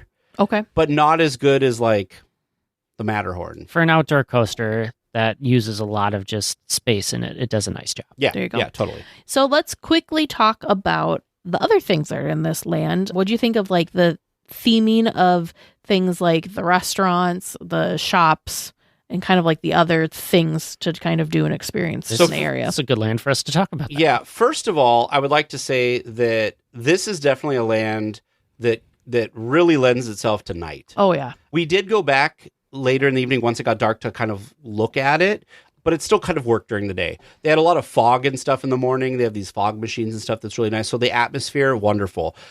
Disney level atmosphere. I think they did a fantastic job. I would argue this is probably better than some Disney atmosphere. Yes. Would you say this is better than like Batu? Ooh, probably. I think it has more elements that make it alive. It gives that kinetic movement like the fog and stuff. Yeah, it gets to the dream of what Batu was trying to be. Feels like it's more compact. It is. So it's maybe easier to have it quite possibly feel more alive. But the tavern that lights on fire was really cool. It's very small. It's probably like Oga's Cantina size. Oh, sure. Oh, I'd say it's smaller than that even. Well, it might be smaller than that. Kind of small. There wasn't a lot of people in there. We had a good drink in there. It was fine. Cast member there was super helpful and friendly. Yep. The restaurant, Das Steakhouse. Theming. Superb theming. Remember when we went to Disney World and we ate in Belle's or in the East Castle? Yeah. It was like that, but like Dracula themed. That's cool. And so there was like effects, like the whole room would turn red and like all of this stuff. Had a Coke Freestyle machine, which is something we didn't talk about yet, but like we had a Coke Freestyle thing that we could get refills every 10 minutes. The chairs were great and had like really great designs that really fit with that kind of gothic theming. It was just really nice place to sit in and eat at. The food was fine. Oh, I would say that was probably the least I liked food at Epic Universe that we had. I would agree. Oh, that's too bad. Yep. But what's cool is you go in, and a lot of the restaurants at Universal are like this. You sit at your table, you scan a QR code, it takes you into the app, you mobile order, and then a person brings it to your table. Yeah, it's really That is nice.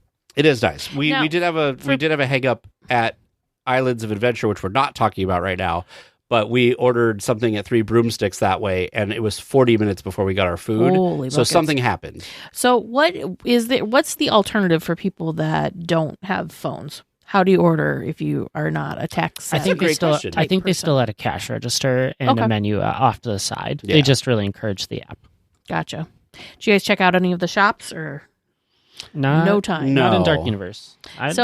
from what I've seen online, they also look pretty amazing and pretty immersive, even for the shops. Yeah. So like in Darkmoor, in the Dark Universe section, they had like wooden caskets as like displays for shirts and stuff. And so it looks like it's also very fun and very, very, very in theme.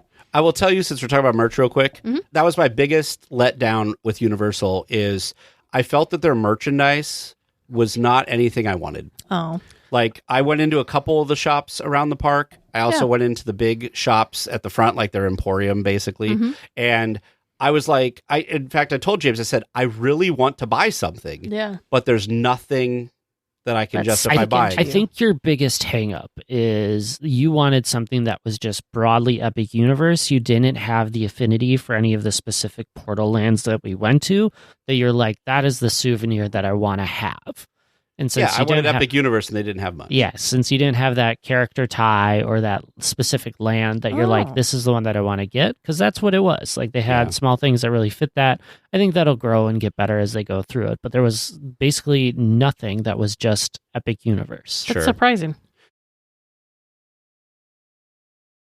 So at this point, the park opened, and this area is in the back, like the back of the park from the front gates. Corner. But people who stay at the Helios Hotel, like, we're right by where they come in. But we decided to head over to Wizarding World of Harry Potter, which is the Ministry of Magic portal, because now this is the third Harry Potter land, because you had Hogsmeade was like the first one, right? And then we had Diagon Alley, and now we have the Wizarding World, which is in Paris. Yes. This was really great because when you walk in, it definitely feels, as someone who's been to Paris before, it definitely felt very Parisian coming around through this. There's just, as with all of the Harry Potter lands, there is so much happening in like the windows and interactive displays, because you can do all stuff with these, if you buy a wand, you can do things that'll make things happen in windows. This is what Galaxy's Edge should have been like with something. I don't even know what, but with something. And I would say the only downside, this is a fairly large land. There was a lot of faux shop facades without anything like in them. Oh, sure. So I think as time goes on, they'll do something with it. But, there was a restaurant, there was a couple little shops, but a vast majority of the facades you see, you're like, oh, I want to go in that shop. Oh, that's not really a shop. Sure. And it's tough too, because this land only has one attraction in terms of a ride that you go on, and it is like the ride that is going to have a line. Yeah, right? And it's been having reliability issues, let's say. But man, that queue! I think, Tage, you need to start talking about this. Yeah, because you were looking for. So we went right back for it, and the wait time said 90 minutes, and we looked at each other and we said, you know what? We've seen that this is a queue that goes to multiple hours frequently. So you know what? It's working. It's 90 minutes. Let's just get into it. Yeah. Who cares? So we got into it. What's a little deceiving is you go into what it looks like a subway station, basically, and you get to like this little end of a hall, which is not that far after you get in the building, and then you go outside, and there's a whole outdoor. Remember when we first went on Mickey Minnie's Runaway Railway, and there's that. It's like that. Yeah. It's themed, but like. It's hot. It's the expanded. Yeah, it's section. hot. There wasn't a lot of like fans pushing anything around. It was very Disney Switchback, where it's like you keep thinking you're getting closer, but really you've got a longer way. But the amazing thing was after you get through that, you get to go through the Floo, which amazing. Just the experience, like, so there's obviously like a motion sensor or something as you step. Fog comes up, it's lit up green. And then you are in this amazing, it's very much like Rise of the Resistance, where you get out of the transport and you're on the ship, like, wow moment. The inside of this like attraction queue and that reveal just looks like you stepped in. Not even just the movie set. It looks like you really felt like you stepped into the Ministry of Magic. It's incredible. It looks like they did such a good job as to what you see in the films to like feel like this is it and this makes sense. Even to like having the big statue in the center. And if they needed to film a scene for this place, they could film it in here and like it looks amazing. That's wild. Yeah, there's a reason I feel like people will just go through the single rider line to get into that spot and then leave. Yeah. I could see that, yeah. So James, talk about, well, this queue, by the way, is kind of like Indiana Jones. You go into that big, epic, you come through the flue and you're in the big entrance area. Mm-hmm. Then you kind of go into some like hallways. Yeah, but it's like you're walking around the ministry. It really is. You're seeing other people, like office doors and... Yeah, the problem though is... It's all disjointed and everything. You have no idea, are you... kind of close? Not a clue. Are you 100 miles away? Yeah, it's kind of like, remember going through Rise of the Resistance the first time? Oh, yes. That's what I felt like. I'm like, because you come around a corner and you're like, oh, it's another room. Oh, another room. That's really what it is. Like, they're great. There's a lot of neat little things throughout them. They did a nice job with the magic portraits and everything. So it's nice. It's hard after that show-stopping entrance in the ministry, by all means, to just be like, okay, that's another office, but... like, for what it is, they did a great job with it and really moved through nicely. So my sadness with this is Universal has this, in my opinion, has this habit, which is they find something that works really well and then they do it a lot. Sure. So like a few years ago, it was screens. Every attraction that they did was a screen attraction. 3D goggles. Well, always. now they love these KUKA arm systems. Mm-hmm. And they're using them everywhere. So they used it for the Forbidden Journey way back. I didn't even realize that. Did you know that attraction opened in 2010? Isn't that crazy? Yeah. Yeah. So that opened in 2010. It's been a minute. It has. They used that same ride system, like we said, in the Monsters Unchained, and they use it in this. You have imagine like a smaller gantry lift box, and it's on an arm like that.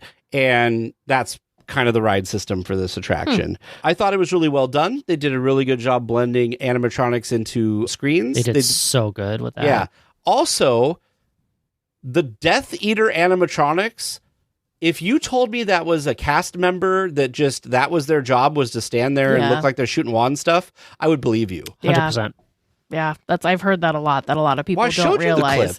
Yeah, that people don't realize that those are animatronics because they move so fluidly. Yeah, and fast. so lifelike. Yeah, it's and very really fast. impressive. So that was really great. I thought that they did a lot of like clever tricks that made this work really well. Amazing. Like, definitely should do it. I don't know why it's the thing that has the longest wait. I do think it has a capacity issue because the loading, here's what slows it down. The loading area for this is you get to this room and on one side and the other, there's 3 loading platforms. So it's kind of like, again, I'm going to go back to gantry lift. Imagine that Guardians of the Galaxy Mission Breakout was all 3 elevators went at exactly the same time. Yeah. So everybody had to load in. And then the way the track works is the far left loading spot, if that's being delayed, the other 2 are also delayed because they flow after each other. Mm-hmm. And then another set of cars comes in, etc. So that's the problem here. Unlike Forbidden Journey or the Monsters thing where literally the arms keep moving. Yeah. Like on a mansion. This stops. Everybody has to load, unload. People have to figure out their belts and put stuff down. So it's just a little bit less efficient. Great attraction, though. I don't know if it's worth the hours that people wait for it necessarily. I think everyone's just excited because they've done so well with all the other Harry Potter themed attractions around, at the other parks so with this one being the newest one ever, the hype was real. The hype was very much real and was very there. Yeah, so we rode that hype and then we timed it out well that we got to see the show that was happening in this part of the park next. Le Cirque Arcanus is what it's called. And I told James that I had no idea what to expect because nowhere on the internet was anything about this show. And we have one good question for all you people on the internet. Why aren't you talking about this show? This might be the highlight from Epic Universe for both of us.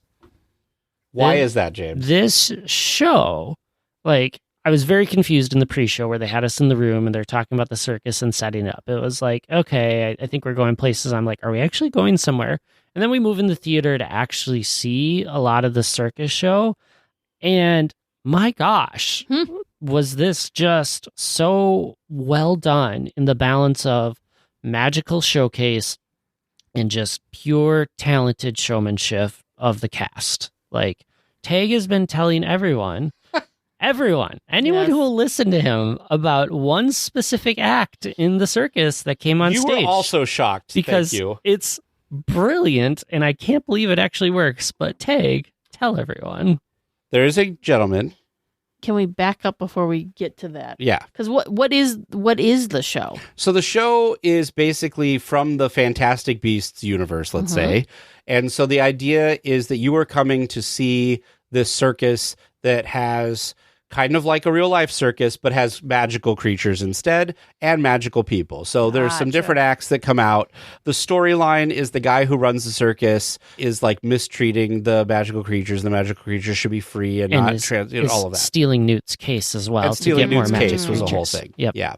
So anyway, as part of the act, before they bring out the beasts, they have like a thing where the lady comes out and she's doing all this cool stuff on like a flying broom, which is really cool. Yep. They have some other things. They had the cube and the chair lift at like a strong person. Yeah, so like you would stuff. see at like a Cirque du Soleil kind of impressive. show. Yeah.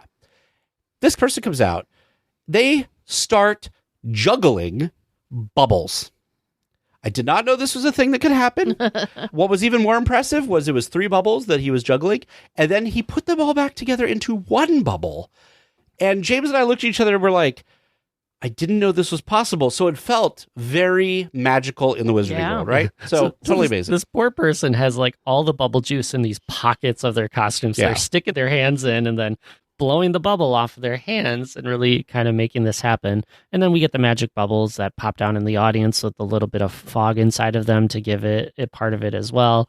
And it's just like things like that. And then you get deeper into the story of what happens. But it was like these were just magical moments of Universal continuing to prove that they understand how to put on a show. Yeah, like a live action show.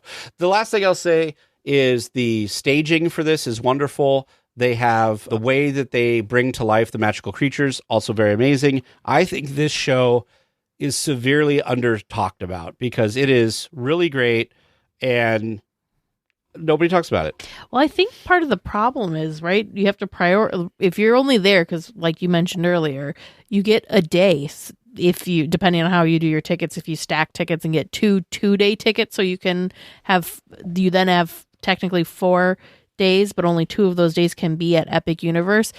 A lot of people are only doing 1 day, so you have to kind of prioritize. So I wonder if this is just not one of the things that people had on their radar to know that it needed to be a priority. Well, now I need to know. Now you know. But especially if you're pick this over maybe everything except one attraction. Yeah, you would watch this over everything but one attraction. Is that what you said? Probably. Wow. So what about the shops, food? Didn't do anything. We bought we didn't have butterbeer crepes. We had a frozen butterbeer. The crepes were not available by the time we got back there, or we were trying to head to something else. Oh, because we were in line for so long, the breakfast window had ended. Gotcha. And they were done. We did hear from others later in line at something that we probably could have asked, and they probably would have been able to still make it happen. Yeah. But we'd moved on. But speaking of food, that's exactly what happened next. We went over to How to Train Your Dragon. Isle of Berk. Isle of Berk, which this and Super Mario World, I think, are the 2 kid-friendliest areas. Yeah. And this one had a lot of like family-friendly attractions and stuff in it. But the first thing we did is we got food because we were hungry. And so we went to Spitfire Grill, which it's kind of like a cozy cone, really, is what James ended up getting. And I got like some type of steak bowl thing that was really good. Both of our stuff, really good. James got some weird PB&J. He can talk about it. Yeah, it was the PB&J mac and cheese. And it was wrapped in like, I don't even know what you call the thing that was wrapped in. It was like dough that was cooked up and then put into a cone to hold it. Yeah. And it was amazing. It was so messy. So I'm glad I grabbed a fork in the end to help me get through a lot of it because I really needed that. But I was so happy to be eating that. The flavor combination was just great. Like all of it mixing in PB&J cheese and the bread just really made for a really satisfying dish. Just happy to be eating it. It felt fairly close to thematic of, I imagine it's kind of like that handheld food that you would get in kind of a Viking culture of that style. Well, according to their website, it's dragon flamed deliciousness. That is exactly the words I would use to describe it. There you go. Easy. Yeah, I loved it. I probably would have gone back for a second one the next day if we still were there. Yeah, and I got the steak bowl, which I also would have gone back and got a second. At the Spitfire Grill? Yep. I've heard really, really good things about these cones. Yeah. Now, I will tell you, our experience in the times we've gone to Universal on both sides of the U.S., the food has never been something that we have been excited by. But this was really, really good. This was. Yep. So we decided it was hot, by the way, just to give people an idea. I believe that it was over 100. Yeah. And with the humidity and stuff, it felt even worse. Yep. So there was an attraction in this land called the Fire Drill, which was basically like a water ride that you have water cannons that you're aiming at targets, but also other boats can aim at you and all of that stuff. We thought, this looks like a great attraction. Let's go ride it because we were sitting right next to while we were eating lunch. Let's go ride it. Said it was a 30-minute wait. It was longer than a 30-minute wait. I mean, it ended up being about 75, yeah. This line did not want to move. That's tragic. And the ride itself, I thought, was a little bit of a letdown because you would think that you could constantly shoot your stream of water, but you could pull the thing, it would shoot for a little bit, and then you'd have like a cooldown period. And so it was really annoying when you're trying to like hit targets that like you'd run out of water, and then you'd have to wait, and then, yeah. So it looks so cute, though. Took away some of the fun. There was somebody in the boat next to us that realized they could hit us with it, and we got soaked. It felt good. This is one of those attractions that, unless there's almost no line, like I wouldn't wait too long for it. The kids loved it, though. It is super cute. Like the theming is lovely. Everything you're going about and seeing that you're probably about to talk about. There is, so on the Universal website, it says that those water cannons can shoot over 28 feet through the air. It's true. That's about right. Yeah, I would believe that. That's wild. Yeah, there's some spots that you can really make it happen. So yeah, super cute, fun to watch. Like we sat and watched some of it as we were eating lunch, and so that was really nice, just part of the atmosphere. And like the theming of this, right, is that it's like a training ground. Yeah. Yes. And what you don't realize when you go to get in the queue for this, a lot of the queue is hidden kind of off to the side, not at ground level. It's like kind of below ground level. And so you don't see it. It's covered up. It is in the shade. But again, when it's so hot out, like it's like, and there's not, and because it's below ground, you're not getting like the breeze of just the stuff. So it was a little uncomfortable. And it's very gently themed, if you can even say that, switchback. So then we went to Hiccup's Wing Gliders, which I would say is the like premier attraction in this land. And while we were in queue for this, it broke down. Oh no. And then it came back up, but only one car was running. And then it broke down again. And we waited. I don't know how long we waited. It was quite a while. But we decided we were just going to stick it out. Because like we already wasted time, sunk cost fallacy, all of that stuff. Once we got on it, lots of fun. If it would not have had crazy long waits like the rest of the day, we probably would have ridden this again. It was really fun. In fairness, when we popped in, it was about, I think it was like 70-minute projected wait. I think we waited 75 minutes because enough people got out of the queue as the breakdowns happened. So it worked out, but it's like, we have other things we need to do, so probably can't do that one again. But really nice coaster, really smooth, really great, especially for being kid-friendly, and really long. Like that coaster went on for a long time. You don't like coasters, but I think you would have enjoyed this one. I like coasters. I just don't like the extreme ones. But what I'm saying is like this one is like thrilling but not extreme. Yeah. I guess. No, I don't want the ones that have 90-degree turns or like drops or whatever. I totally understand. Or worse than 90. What are the ones that it looks like you're falling off the edge of the world? I don't like those. We really wanted to catch the Untrainable Dragon show because this is supposed to have some really cool things, but it wasn't time yet, so we had a little bit of time. And so Dragon Racers Rally was right next to Hiccup's Wing Gliders. And if you've ever been to the Midwest and you've been to the Mall of America, there's a Ninja Turtle ride that is the exact same thing. Very much off the shelf. Yeah. I feel like even if you haven't been, you've probably seen this because there is this video I've seen of somebody that gets the little thing spinning like crazy. Yep. You know what's funny though? I told James, we got on it and I said, James, I'm going to ride it, but I'm not going to spin because you're in control of it. I've never ridden one of these in my life. Yeah. There was somebody, this caused us to have to wait longer for this than we wanted to because somebody pulled their phone out and they stopped the attraction up in the air. And they were telling this lady to put the phone away. Mm-hmm. I don't know if she wasn't hearing it, didn't think it was for her, what was going on? Different language or what. Well, the worst part was a second person pulled their phone out while they were waiting. Oh, no. Yeah, and so it was a whole thing. No phones. And, James, how hard is it to spin? It's not hard to flip back and forth, but to get upside down, I tried. James was trying so hard. I didn't quite get my momentum right to make it happen. So the people that have figured that out, kudos to you, because that's awesome. I got close. I got some good momentum and spins. It was fun. The other thing that's nice about this is there's two of them next to each other, and I think they're meant to be timed together, so you kind of fly at each other, which is kind of cool. That's fun. But yeah, so it was a lot of fun. So then it was time to go see the Untradeable Dragon show, which was amazing because it was also about to storm. Oh, that So is good perfect timing. timing. So what did you think? We heard about the show in the Wizarding World. What did you think? This is the other like big show in the park. What did you guys think about this one? James. I thought this one was also very good. The singing that they had for the people that did that were really Singing. nice. I didn't know they sang in they the sang Isle in of this Berg. one. Okay.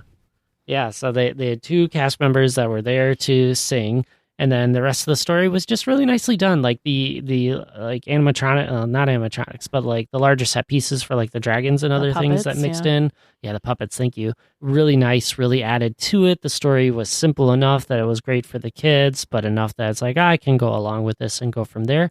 So it was just really nice. I don't have much more to say other than a bit of disappointment that one thing didn't happen. So I'm a little more critical of this. So I think they were still working out some technical bugs. Sure. One of the things was I told James, and I think he agreed with me, was their sound mixing wasn't the best. So like at times you couldn't really hear what they were saying, like when they were singing, like you couldn't make out what they were saying.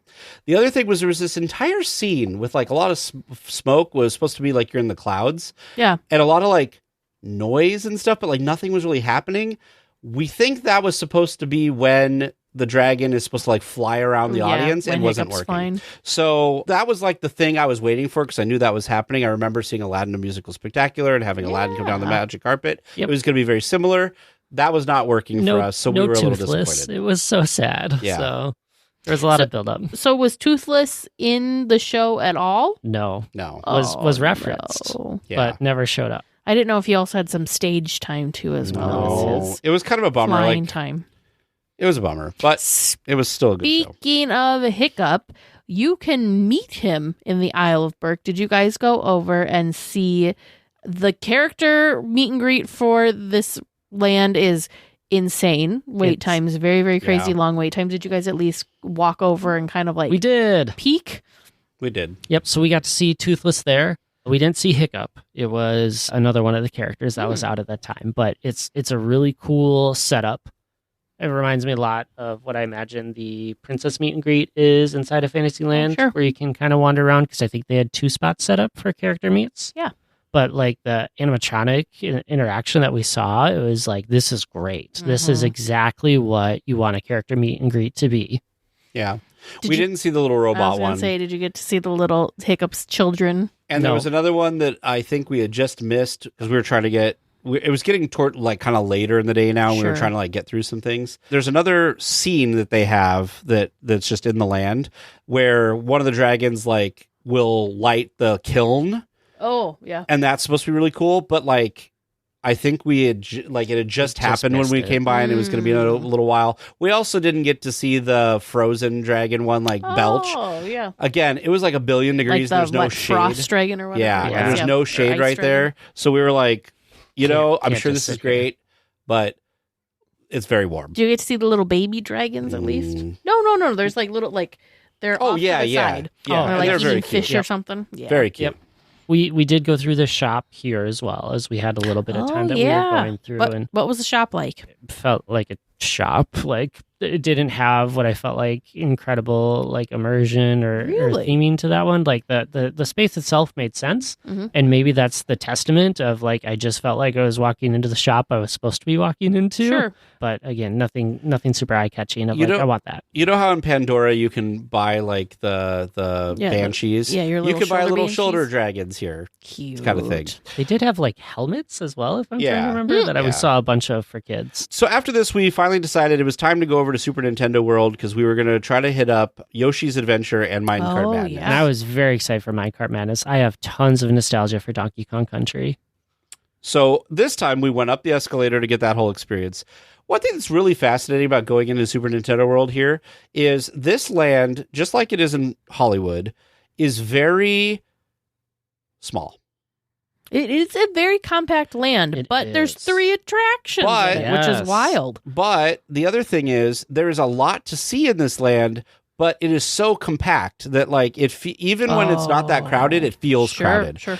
And when you got off the escalator, there's really not that big of a platform that you kind of enter into, and then you immediately go downstairs. So it makes the escalator feel kind of like weird. But it was a cool experience. So we went right back to Donkey Kong Country, which was the expanded area that we did not see in Hollywood because they don't have it in Hollywood. Mm-hmm. What were your thoughts of Donkey Kong Country? So we ended up single ridering this, just thinking that it was going to be a little quicker, and there was a threat of potential rains. We're like, this will be fine. The coaster itself was fine. Like the magic that they have of making it feel like you're on that Donkey Kong coaster is really nice. I do really enjoy that and appreciate it. But I guess I'm getting too old and didn't appreciate that the coaster wasn't as smooth as I want a roller coaster to be nowadays, which thematically correct. Of course, it's supposed to be this mine car on this wild track, but it's also like, I'm just not enjoying this coaster as much as I want to, partly because of how much buildup I probably had for it. Like, everything about it made sense. I liked what we were seeing until we randomly got to the giant banana at the end. And it's like, this is an even more crazy story than what Snow White's Scary Adventures was. And, I have plenty of takes on that one. But yeah, it was fine. We had fun in the queue talking to other people. Where were you sitting on the coaster? I sat in the back left of the coaster. Back, okay. Because I've heard too that the effects of like jumping the tracks, it like to really get that, you have to be in the front row. Ah, sure. I believe that. My problem has nothing to do with the actual attraction itself, really. We had waited in this so long because the attraction actually shut down because it's a roller coaster. It goes outside. Yeah. Threat of thunderstorm, they close all of that stuff down. Mm-hmm. So we actually ended up spending a lot of time waiting for the attraction to reopen because of all of that, and we decided not to jump because we were like, well, we're here to do it, let's do it. Yeah. I needed to use the restroom, like my bladder was full, let's say. Mm-hmm. And so the little bit of roughness on this attraction and the fact that the cast member pushed the bar down on me, every little bump felt like it was really like punching me in the bladder. And so most of the time for me was spent thinking about being uncomfortable in that way. But the attraction seemed like it was pretty fun. I would have liked to have ridden it without that sensation, let's just say. Sure. So land overall, what did you think of like Donkey Kong Country, that section? It was pretty cool. Like it's not as kinetic as Super Mario World is, which is hard to catch up to, but it's a nice little slice out in the back.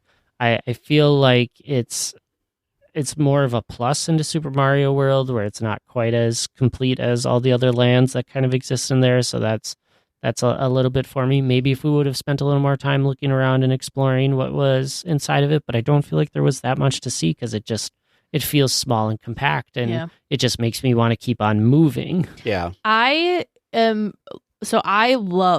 absolutely loved Donkey Kong Country growing up and like played that game so much. So when I saw like photos and videos of what this space looked like, to me, it looks like you've stepped in that video game. Oh, totally. And I just think that's so stinking cool. The fact that you even have to go find all the, the KONG, find the letters and collect them, which is what you do in the game and all that stuff. And you have the like plane that's like off to the side. That's part of like your world in the video game. And yeah, anyways, I just thought it looked really cool. They did a really nice job with it for sure. That's a good point though, James, that Super Mario World as it was very small in comparison to what they're doing with the other portals here. Yep. Yeah. So we went back to the main part of Nintendo World because I needed to ride Yoshi's Adventure, which was basically so excited. Which was basically I imagined that it was the People Mover, but shaped like Yoshi. Yeah. And I was a little disappointed. It was very cute. So the way this attraction works is you are on a scavenger hunt to find Yoshi's eggs. Yes. And as you see one, you're supposed to press the button on your ride vehicle, and you're supposed to collect them all. And at the end, you hit a button, and you get the golden egg. You get the golden egg. It moved very slow. So slow. Very, very slow. Like, the Haunted Mansion when like they slow it down for like, it was like that. I expected it to be a little bit faster. I don't know why. It was still fun. It provided great views of the land. It adds a lot of kinetic energy to the land. Would I ride it again? If the line wasn't too long, I'd probably ride it again. But yeah, I mean, it's a great little kids attraction. I'm glad that it's there. The queue was super cute. The queue was also How super long is this thing? Because it doesn't look like, it looks like this kind of just this loop. Nope, here. that's what it does. Yeah. It's the one little loop. Yep. It's probably still like 3 minutes. So Yeah, because it goes slow. Like that animation that you're seeing there. So Teresa's on the faster. website. Yeah. That is probably double the speed that it actually goes. it's So chill. this is interesting. You guys, I know you guys didn't go on the main attraction. Mario Kart? Yeah, the Mario Kart. What is it called? Mario Kart Madness, Bowser's Revenge. something like that. But you didn't. So you didn't. I know you guys didn't do that this time around. But what was it like being in land? Because it looks like the entrance for this attraction is on the second level, not on like the lower level, which I kind of would have imagined it to be. What is on like what's on the upper level versus what's on the lower level here? I think one of the character meets is up on the upper level as well as the entrance to that. I think most other things are down on the lower level. Yeah. So I think the Toadstool Cafe is down there. A lot of the character meet and greets and a lot of the interactive environment with your Magic Band equivalent is on that lower Power-up level. band is out there. Yeah, the power-up band. Yeah. Yeah, I don't remember a lot on the upper level. Yeah. Is that how you got on the Yoshi Adventure? I want to say the queue was down at the lower level because we took stairs up to the loading area. Yeah. Interesting. Yeah, so, but it's nice to have the Yoshis moving on the upper level again. It keeps your eyes looking at something. Yeah, it was super cool. So at that point, we had decided that we kind of hit all the portals. We still had a couple attractions we wanted to ride, but we wanted to wait till it got dark. So we went back to the Wizarding World because we wanted to see what rate time to do single rider. So we did single rider, which seemed like it'd be really short, but for whatever reason also took a very long time. So we rode it, but like the single rider line, there was a point where the single rider line was not moving and everybody was sitting down. Yeah, in the single rider line. It was rough. Yeah, it took a while. So another storm was rolling in. So we again, like, there's a lot of things that shut down because of that. So we decided to go back to Dark Universe. That's when we ate there and got our drink at the Burning Blade Tavern and rode Monsters Unchained again. And then finally, everything had stopped, and we decided that it wasn't quite dark enough, and there was the Stardust Racers was down still or was having problems or something. And so we decided to go to the Constellation Carousel, which people have said, don't count this one out. Don't sleep on it. Go at night. It's great. So we went, and I will tell you the one thing that I liked about this the most, and I was literally obsessed with this. I've linked, maybe I'll find a way to put this in the show notes. It's true. There is a track that, like a music track that played while we were waiting to get on it. Yeah. That I was like, this is bopping. And I wish they had it on a soundtrack somewhere that I could literally listen to it on repeat because it's a great song. They have quite a few tracks that cycle through, and the animals that you ride interact differently. The lights change differently, whatever. And it was a lot of fun, actually. Like, in terms of a carousel, it was so unique. The lighting was neat. The music was great. Yeah, it was just a great time. What did you think, James? I love the challenge of like being a musician for something like this because we need it to be carousel, but it can't just be carousel. It's got to be this cosmic carousel. And I was like, it's kind of like what they had to do with Guardians of the Galaxy, where they had the soundtrack from The Collector of find these things and just make it make sense of how they went through it. And they really did a nice job with the carousel. I enjoyed the atmosphere and everything that came with it too. Well, and the big thing with this carousel is it's not your typical carousel. How do these things move? Because it's not just like you're in like at the Disneyland. It's like the teacups. So think of the platform of the teacups. Yeah. So there's like a circle on a bigger circle, and they all kind of move on that, and they go up and down, and they do different things. They also rotate. So you might be facing forward, and then as you go, it'll like spin around, so you're facing the other direction. It does a lot of that kind of stuff. So it's very unique. The other thing that was interesting was they want to make sure, unlike like the teacups and stuff where like they're always kind of looking like, oh, is there a free space?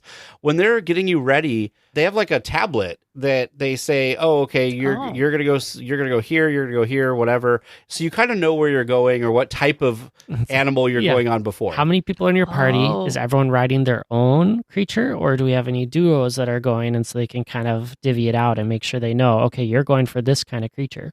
Yeah. The other thing I forgot to mention earlier about Celestial Park, even though this park opened just a few months ago, Celestial Park looks like it's been there for a long time. It does. Like, the horticulture does not look new. It looks like it's been there for a while. So I think they did a really, really nice job with that. Yep. The other thing I'd say about the carousel too is if you're skeptical, I think you could get almost as good of an experience by just going and watching it on the sides. That's true. Seeing the music, watching it go is it's worth the spectacle to have that moment. Interesting. Yeah. Who knew the carousel would be such a highlight? Yep. Yeah, so we kind of just wandered around Celestial Park a little bit, waiting for Stardust Racers to open, and then when it did, we ran over there. This queue for this attraction is they are expecting this to be very popular because this queue is massive. Like they're Very totally long. ready to hold like 4 to 6 hours worth of people. Definitely. Wow. Also, just like some of the other Universal things in the other parks, they don't want you to have anything on you. So they make you walk, they make you put stuff in a locker, and then they make you walk through a metal detector. And if they detect anything, they will kick you out to go put it back in the locker. Well, they'll wand you first to figure it out. But yeah. Which is crazy. But great. It was like really nice to like have that. Unlike, Disneyland, like they'll tell you like put your stuff away, then like people just disregard it and then whatever. Universal is like deadly serious about this. I was getting a little nervous because this people have talked this one up a lot, and I didn't know if I was ready for a big coaster like this. But wow. James, This coaster is just an absolute journey. It is long. It has big drops, big incline drops, loops, twist, having dueling coasters. Like there is so much magic to this coaster. This is the attraction that I would put above seeing the magic show in Harry Potter Land. I would go back to this one multiple times. I absolutely adore everything that happens in this coaster. I would ride it during the day. I would ride it at night. I don't care. I am a full-fledged Stardust Racer fan. I do think at night, though, there is something magical about it. Of course. Because the cars themselves have lights on them. And so at night, when it's dark, because this area of the park is pretty dark at night, when you are racing against this other one and it's going over you, or you're going over it, or you're next to it, or you're looping around it, it's lit up and is just, I don't know, man. And it was warm. And what was cool was there's a section towards the front that you can watch when you go to see the front of Stardust Racers, that they have like a mist. And that felt really great, going through the mist. And then they launch you. And then just like a couple other things in the other parks, they have a second launch later on. So a lot of coasters, you kind of get that first lift hill, and then you're kind of riding that momentum for the whole rest of the attraction. This attraction had 2 launch areas, and they're launched just like the Incredicoaster with magnetic like launching or whatever. So there's not like a long chain lift or anything. Everything is propelled via magnets. Yeah. Totally cool. Loved it. Went really fast. Was crazy. I told James, I said, I wish we could go on it again. However, by the time we got off, the park was closed. And we couldn't even get back in line. I'm looking at this. So I'm thinking of Incredicoaster, and your restraint comes like up and over your head, and like you kind of have blocked peripheral vision because it's like on your shoulders and like down and like on your body. So you're pretty held in, right? This looks like it's a little more open than what that is. Like it doesn't look like you don't have a shoulder restraint for this. You're right. It has a lap bar. It looks like it's almost just like a lap bar. It does just have a lap bar. It's a pretty sturdy lap bar. That's on you. Well, yeah, though. but yeah, usually you're just so used to like they have you like so you can't lean See forward. Yeah, it's over the shoulder, really holding you down. Yeah, I think that added to this coaster is it was just so comfortable with that experience too. So, I dream about going back on this. It was wonderful. Like James said, it's very long. From what you could see in the park, it doesn't seem like you can see very much of it.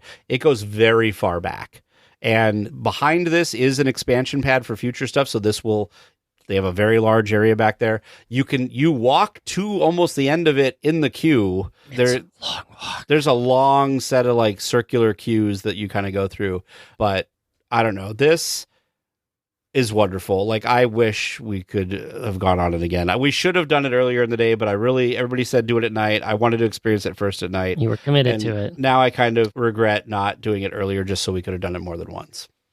And I think that is one of the points that we started talking about. That was kind of the hard thing about this park is it's Florida and it rains every day. Yes. And in the park, there is a very limited number of attractions that are inside. If it rains or it lightnings, 2/3, maybe 3/4 of the park shuts down because they just can't be open. That is kind of wild that they don't plan for that, especially since you're in a climate that has rain is very much a thing. It's not like it's California where it's few and far between when it rains. So I'm surprised that they have, so many things that would need to be shut down. So you better be ready to eat or shop or wait in line at Monsters Unchained, the Battle in the Ministry, the Carousel.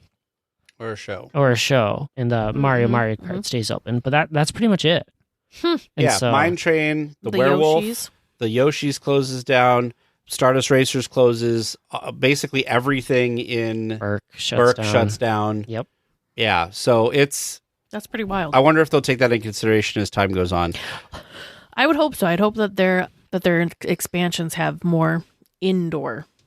So then it just because that's a lot of strain to put on a handful, less than a handful. Yeah. Very attractions. much. That's a lot of strain. I will tell you though, my overall final thought is.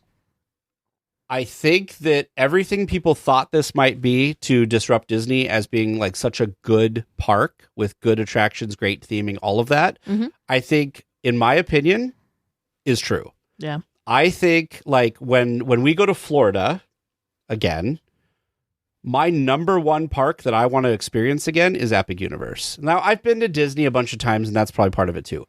But and if you don't mind roller coasters and more thrilling stuff, that take that into account. I really want to go back to this park and I want to spend more time there. Yeah. I think it is Disney level. I think let's just say in some weird alternate universe, Disney bought this park.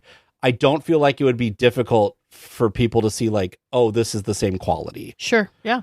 I also think that a few years ago when there was all that kerfuffle about Imagineering moving and all of that. Yeah. I would guarantee you that some of the Imagineers that were at Disney went to this. Oh, 100%. 100%. It is really good, and I think Disney does need the competition, and I'm glad that it's worked as good as it has. And with the exception of the steakhouse, the food and stuff we had was good. That's good. So, they're fixing that a little bit. Well, and the other thing, too, we have to remember that Imagineering, it's not like a quote-unquote normal job where you get your job and then you're just there until you leave. A lot of it's kind of project based. So you may be on these projects for Walt Disney Imagineering, but then there aren't any projects for you. So you have to find work, obviously. So I think it's also beneficial for Imagineers and whatever Universal calls their magic makers.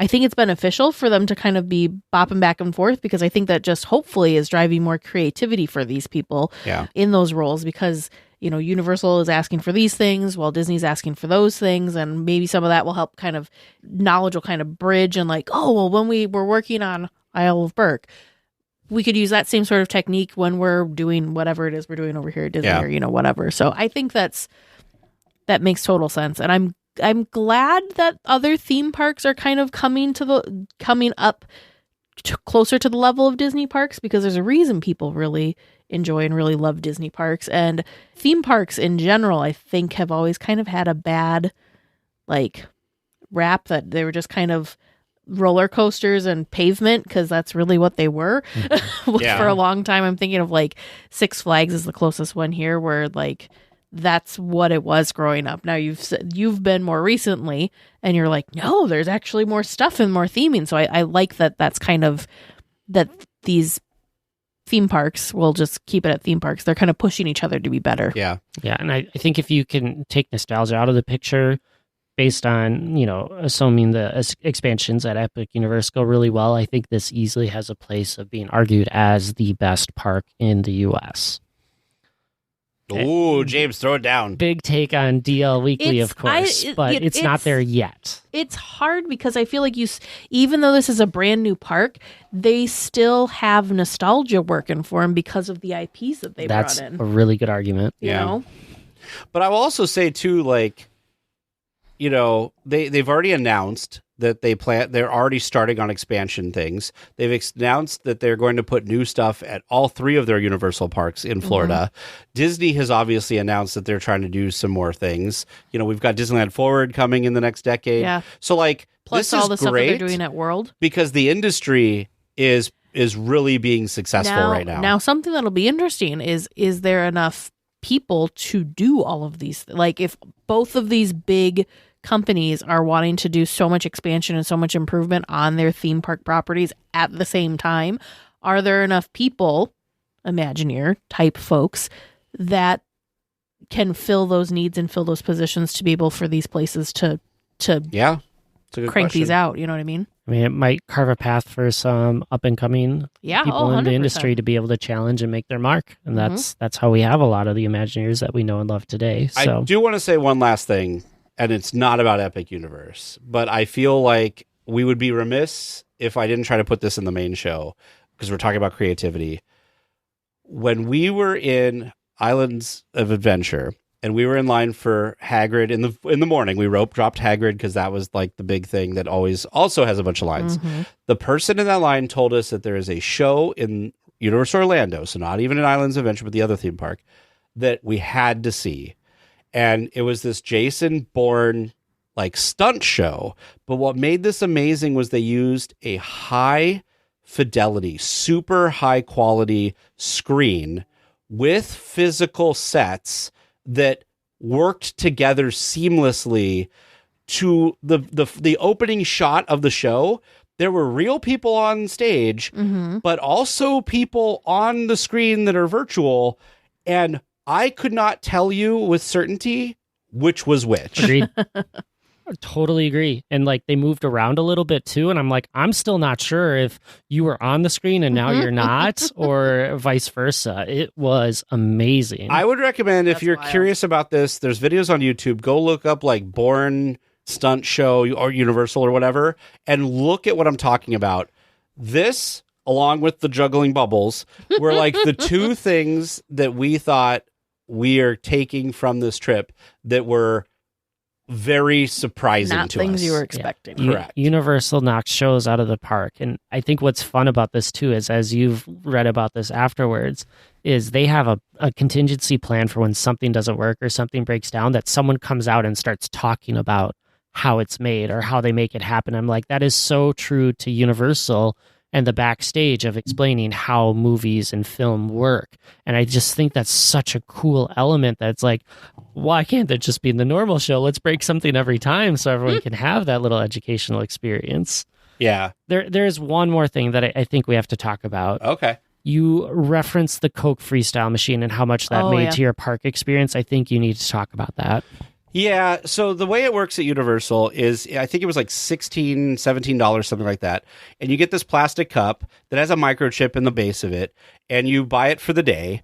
And every 10 minutes, you could go to a Coke Freestyle location, which were kind of all over the place. There were some in the quick service locations. There were some in the restaurants. There were some literally just like you'd go to like a pretend like in Disneyland, let's say like Idlewild Snacks. Yeah. You go around the backside of Idlewild Snacks and boom, there's a Coke Freestyle machine. And so you would take your Coke Freestyle thing and you'd put it where you would put it to fill your drink, and it would read your chip, and then you could fill your drink. You could do it with water. If anybody's used a Freestyle machine, there's tons of different soda options and different flavored water options and like Gatorade and like all types of stuff. And what was amazing to me was like, I like a lot of soda, fine. But like, I didn't drink soda every single time. Sometimes I just got cold water out of the machine. Some of the restaurants, like the steakhouse, had like a specialty beverage that you could only get at that location in that Coke Freestyle machine. So we tried those things. And that was kind of cool, like an added layer of things. And what was nice was like, you just paid the one price and you had it the whole day. Now, were there a little bit of a downside to this? Yeah, I had to carry the cup around with me all day, which like, okay. One of the times we put it in a locker for one of our things and it like leaked out because I didn't like close it all the way. Oh, yeah. So like you have to be careful of that stuff. But man, I wish Disney offered this at their parks, because because it was so freaking hot out, I was really well hydrated because of this. Yeah. Like, I think if I would have had to buy like a bottle of water or go find a bottle filling station or whatever, I think I would have drank less water, and I think I probably would have been more dehydrated otherwise. And I know this is Florida, not Southern California or whatever, but I don't know why Disney doesn't have this. They sell them to annual pass people. Like, they cost a little bit more. Yeah. It's like $30-something or whatever, but you get it for like the whole season. Yeah. So I know why Disney doesn't do it, because they make $6 or $7 a drink on you every time you buy one, as opposed to like whatever. But still, especially for like families, you can only refill it once every 10 minutes. So like, they don't police it. Like, James and I drank out of it at the same time, but you know, if we both drank like, we still have to wait 10 minutes to get like a refill. So anyway, we also paid for other drinks. Like I said, we got a alcoholic beverage in Dark Universe. I got some other type of drink. Like, we paid for some other drinks too, but it was nice to have that option of the freestyle machine. I'm also very sad because I don't remember exactly. I think I dropped it about a week ago and it's cracked now, which is very sad because it was a opening season one and it's an Epic Universe, like, and the opening date.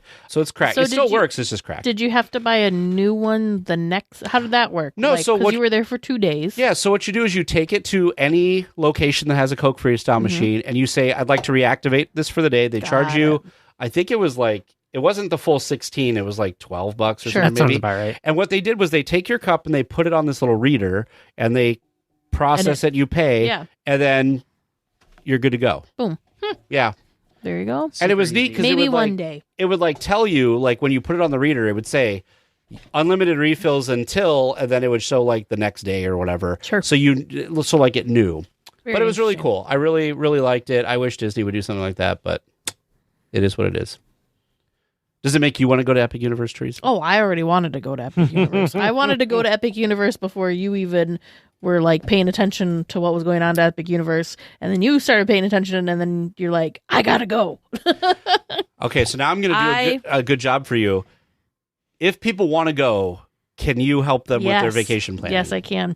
We've had several planners that have gone to Epic Universe. One of them even got to go during the preview times, like the cast member preview stages of Epic Universe. So we had concierge in Epic Universe prior to the general public. So I don't think I knew this. Yeah.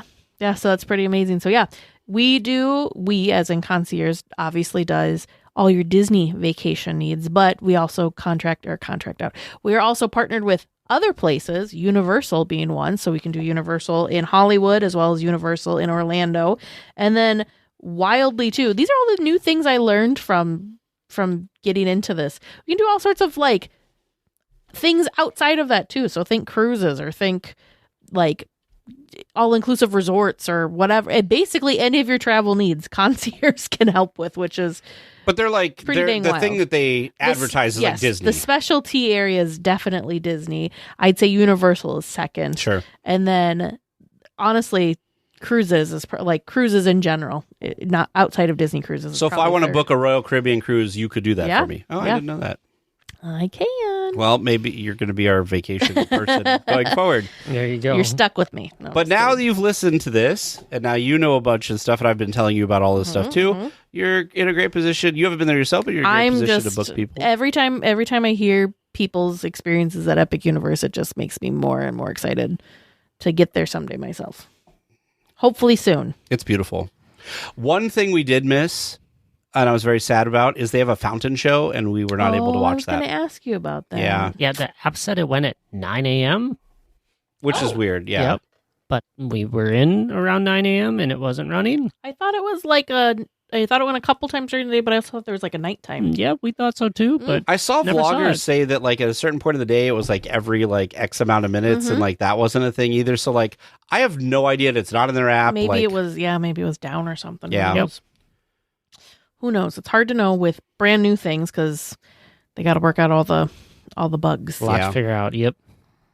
Awesome. Well, thank you both for sharing your experiences. I know that we were outside of the Disney universe and way outside of the Disneyland bubble to talk about Epic, but I think there's a lot of curiosity. 100%. And I think a lot of people, I think a lot of people in the Disney community are like excited and happy for it because competition's good and helps both, helps all parties just be the best versions of themselves. As long as we don't get into like competition where we're just putting out stuff that's just to put out stuff, if that makes sense. As long as we're putting out quality stuff, and it sounds like Universal did just that with Epic. Yeah, I'm very impressed with this for sure. Well, if you are going to be at the Disneyland Resort this Sunday, October 19th, come and meet us and other weekly tiers. We'll be at the covered seating area just outside the D-Lander shop in Downtown Disney by the Downtown Disney live stage. We'll be there from 1 p.m. to 3 p.m. When I say we, it's me and Teresa, also producers Vern and James. So come meet the whole crew. Stop by, get yourself a little something that you only get by meeting us in person.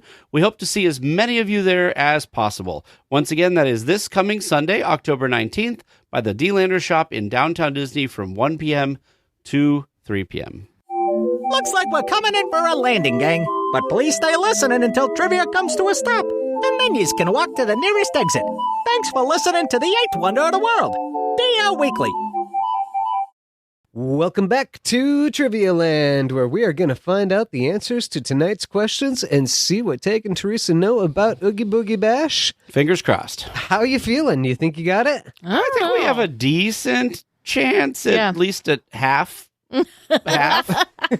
I'm feeling a little better. I think we got more than half. Okay. All right. It's hard to know how they score the list questions. Well, it's funny. Is it all or nothing? It's funny how you say it that way, because more than half could be 51%. That's true. True. All right. Well, let's see how it went for you. Your first question. Prior to becoming known as Oogie Boogie Bash, the Disney Halloween Party has had at least 3 different names. Can you name them? We need to commit this to memory, Teresa, so pay very close attention. You said the Halloween Party. Mickey's Halloween Party, sorry. Mickey's Trick or Treat, and Mickey's Not So Scary Halloween Party. The correct answer that I was looking for was Mickey's Halloween Party from 1995 to 1996, and then again from 2010 to 2018. Mickey's Halloween Treat, which is why I needed you to specify what you wanted Halloween to be, from 2005 to 2007, and Mickey's Trick or Treat Party from 2008 to 2009. That's a tough one. Mickey's Treat. Did we get Trick or Treat Party? Because you have just Trick or Treat written. That's why I needed specifics. No. So what we had written down was Mickey's Halloween Party, Mickey's Trick or Treat, and then Mickey's Not So Scary Halloween Party. Didn't say Trick or Treat Party. Oh, you said Trick or Treat. He was being very specific when he was telling us to write That's these why things he's being down. so nice to us on the Probably. question. He's like, man, you guys are fading fast. You were so close, but not quite. Yep. And the Not So Scary has always been specific to Disney World. Yeah, I thought it Now, was here too. depending on how I understand how dates work, either you have just been confirmed as right for the next one, or I've been confirmed as right. He said through 18, so I'm guessing you're probably right. But let's go to the official judge. Your second question, what year did Oogie Boogie become the host of the Halloween Party, officially lending his name to the event Oogie Boogie Bash? Tage said 2018, Teresa said 2019. In 2018, it was still Mickey's Halloween Party, making Teresa correct at 2019. I should have listened. The first official year of Oogie Boogie Bash. And then in 2020, there was no Oogie Boogie Bash due to COVID. And then it resumed in 2021. Wow. I didn't realize it was that quick. It felt like much longer, didn't it? I feel like Oogie Boogie Bash has been around a long time. No, I mean like that it was only not there the 1 year. Feels like it was longer, but... Yeah. Well, because it's towards the end of the year, right? Mm-hmm. Like, and everything closed down in, April? Yeah. No. Yeah. March even. Yep. Your third question. When we're in Oogie Boogie Bash, we'll go to Villains Grove and travel the Treat Trail. Along the Treat Trail, we'll visit 8 separate worlds where we'll meet Disney villains, including Dr. Facilier, Frollo, Scar, the Wicked Queen, and others. Can you name the different worlds? You said Tugly Wood, Queen of Hearts Garden, Wicked Queen's Lightning Forest, Thorn Patch, Elephant Graveyard, Friends on the Other Side, and that's it. I started reading the answers to the next question. That's it. The correct answer that I was looking for, in order, according to Disney.co. Oh, well, you gave us the Frollo's one. Frollo, yes. I was like, I didn't actually write that down, but he gave us that one. We will walk through Frollo's Sanctuary. Maleficent's Will is the name of that section. Maleficent's Will? It is her will. Like her will. Yeah. Not like she died in the... No, like this is but she willed it to be. Yeah. Yes. Yep. The Queen of Hearts Garden. Scar's Elephant Graveyard. Dr. Facilier's Friends on the Other Side. The Wicked Queen's Lightning Forest. Home of the Wisps. And Dawn, like the sunrise. Wait now, just a tick. Dawn. So the Cheshire Cat section. Well, you haven't been in there yet. Nope. So The Cheshire Cat is like, well, it's like the section before where you get to the Evil Queen's Garden. But there's even a sign that says like, You mean the Queen of You're Hearts garden? assuming What I there said. is a Cheshire Evil Cat Queen. this Evil year. Queen. Queen of Hearts is what you mean. Yeah, the Queen of Hearts. I'll bet you the Cheshire Cat It must is be part yeah, of that. it must be part of that. But Yeah. I thought that they were separate. Dang it. Yeah, I think it's obviously it sounds like it's So separated by like Dawn movie. is what the like. which kind of makes sense. Vern, you will understand what we're talking about Well, once we yep, get I there. have been having to paint a picture in my head as you've been describing things because I have So no the, idea the yet. wisps are still there. There you go. Yep. Well, bad thanks I for your didn't- help with that one, Too Vern. bad I didn't lock in that answer. And your final question. Mind you, this one I'll explain when we get to the answers. Oh. Sure. Yep. Which rides in Disneyland and Disney California Adventure have received a Halloween overlay this year? You said the Haunted Mansion in Disneyland, and in Disney California Adventure, Luigi's Honkin' Halloween, Mater's Graveyard Jamboree, and Guardians of the Galaxy Monsters After Dark. Mhm. The correct answers were Haunted Mansion Holiday, Luigi's Honkin' Halloween, Mater's Graveyard Jamboree, and Guardians Monsters After Dark. Well done. Oh, I was waiting for the other shoe to drop that we nope. missed something. Nope. No, so I threw out the proviso, the caveat, the warning. If anybody knows anything, I don't know.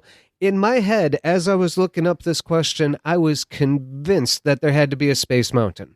There used to be. And I Ghost know there Galaxy, used to yeah. be because Yeah. I have ridden the Space Yeah. Mountain Halloween. Yeah, there used to and be. so I was looking all over. I'm like, why am I not finding this? Somebody is going to call me out and tell me that there's a Space Mountain, and why didn't I include it? And so I had to throw out the proviso that Disney currently says that there's no Space Mountain. Don't put this on. Yep. Sure. So Yep. Nope, there used to be. So yep, that is right. You know, it's kind of I want to kind of know the story behind. So like we used to have the Jingle Cruise, and we used to have Space Mountain Ghost Galaxy. Like, I'm curious what the like story is of like why did they do it and then stop? Did you ever experience Ghost Galaxy? I want to say yes. Yes, because I remember being in Tomorrowland and looking at the projections, and I can't imagine that I wouldn't have ridden it. So It was scary. yes, that's why I think they got rid of it. I think it was a little bit too scary. it And a really little was too kind intense. of intense. But why did they get rid of Can- Jingle Cruise? That might just have been a time, and, Sure. you know, because that's kind of that's not a light overlay. That's a Sure. pretty heavy overlay. Because I ever shown you the photo? So we were there in what was that, Vern? Like 2016? Oh, it was a while 2015? ago, yeah. And we were there with my family, and at the time, my cousin's children. One was 4 and one was 8, and we were going on Space Mountain. And the 4-year-old's favorite attraction, well, the 4-year-old at the time, she's now, I think she's 18. Which Yeah. is Sure. saying something. But anyways, so her favorite attraction was the Tower of Terror. Like that was Sure. her favorite thing, and so keep that in mind, right? Favorite attraction of the trip was Tower of Terror. So we're on, in the line to ride Space Mountain, and I Galaxy. had forgotten that it was like the Halloween overlay, so I figured it was just named Halloween stuff. I was not as plugged into Disneyland news at This the time. was pre-DL Weekly. Pre-Deal Weekly. And so I'm like, oh no, it's like we're just on a rocket ship and we're like riding through the stars, whatever. And so I'm sitting with the 4-year-old and we're going through it, and it's like this fiery skull that's chasing you around the thing. And I'm trying so hard to like distract her to like not look where the thing was. So yeah. So anyway, so the ride So photo. she didn't like it.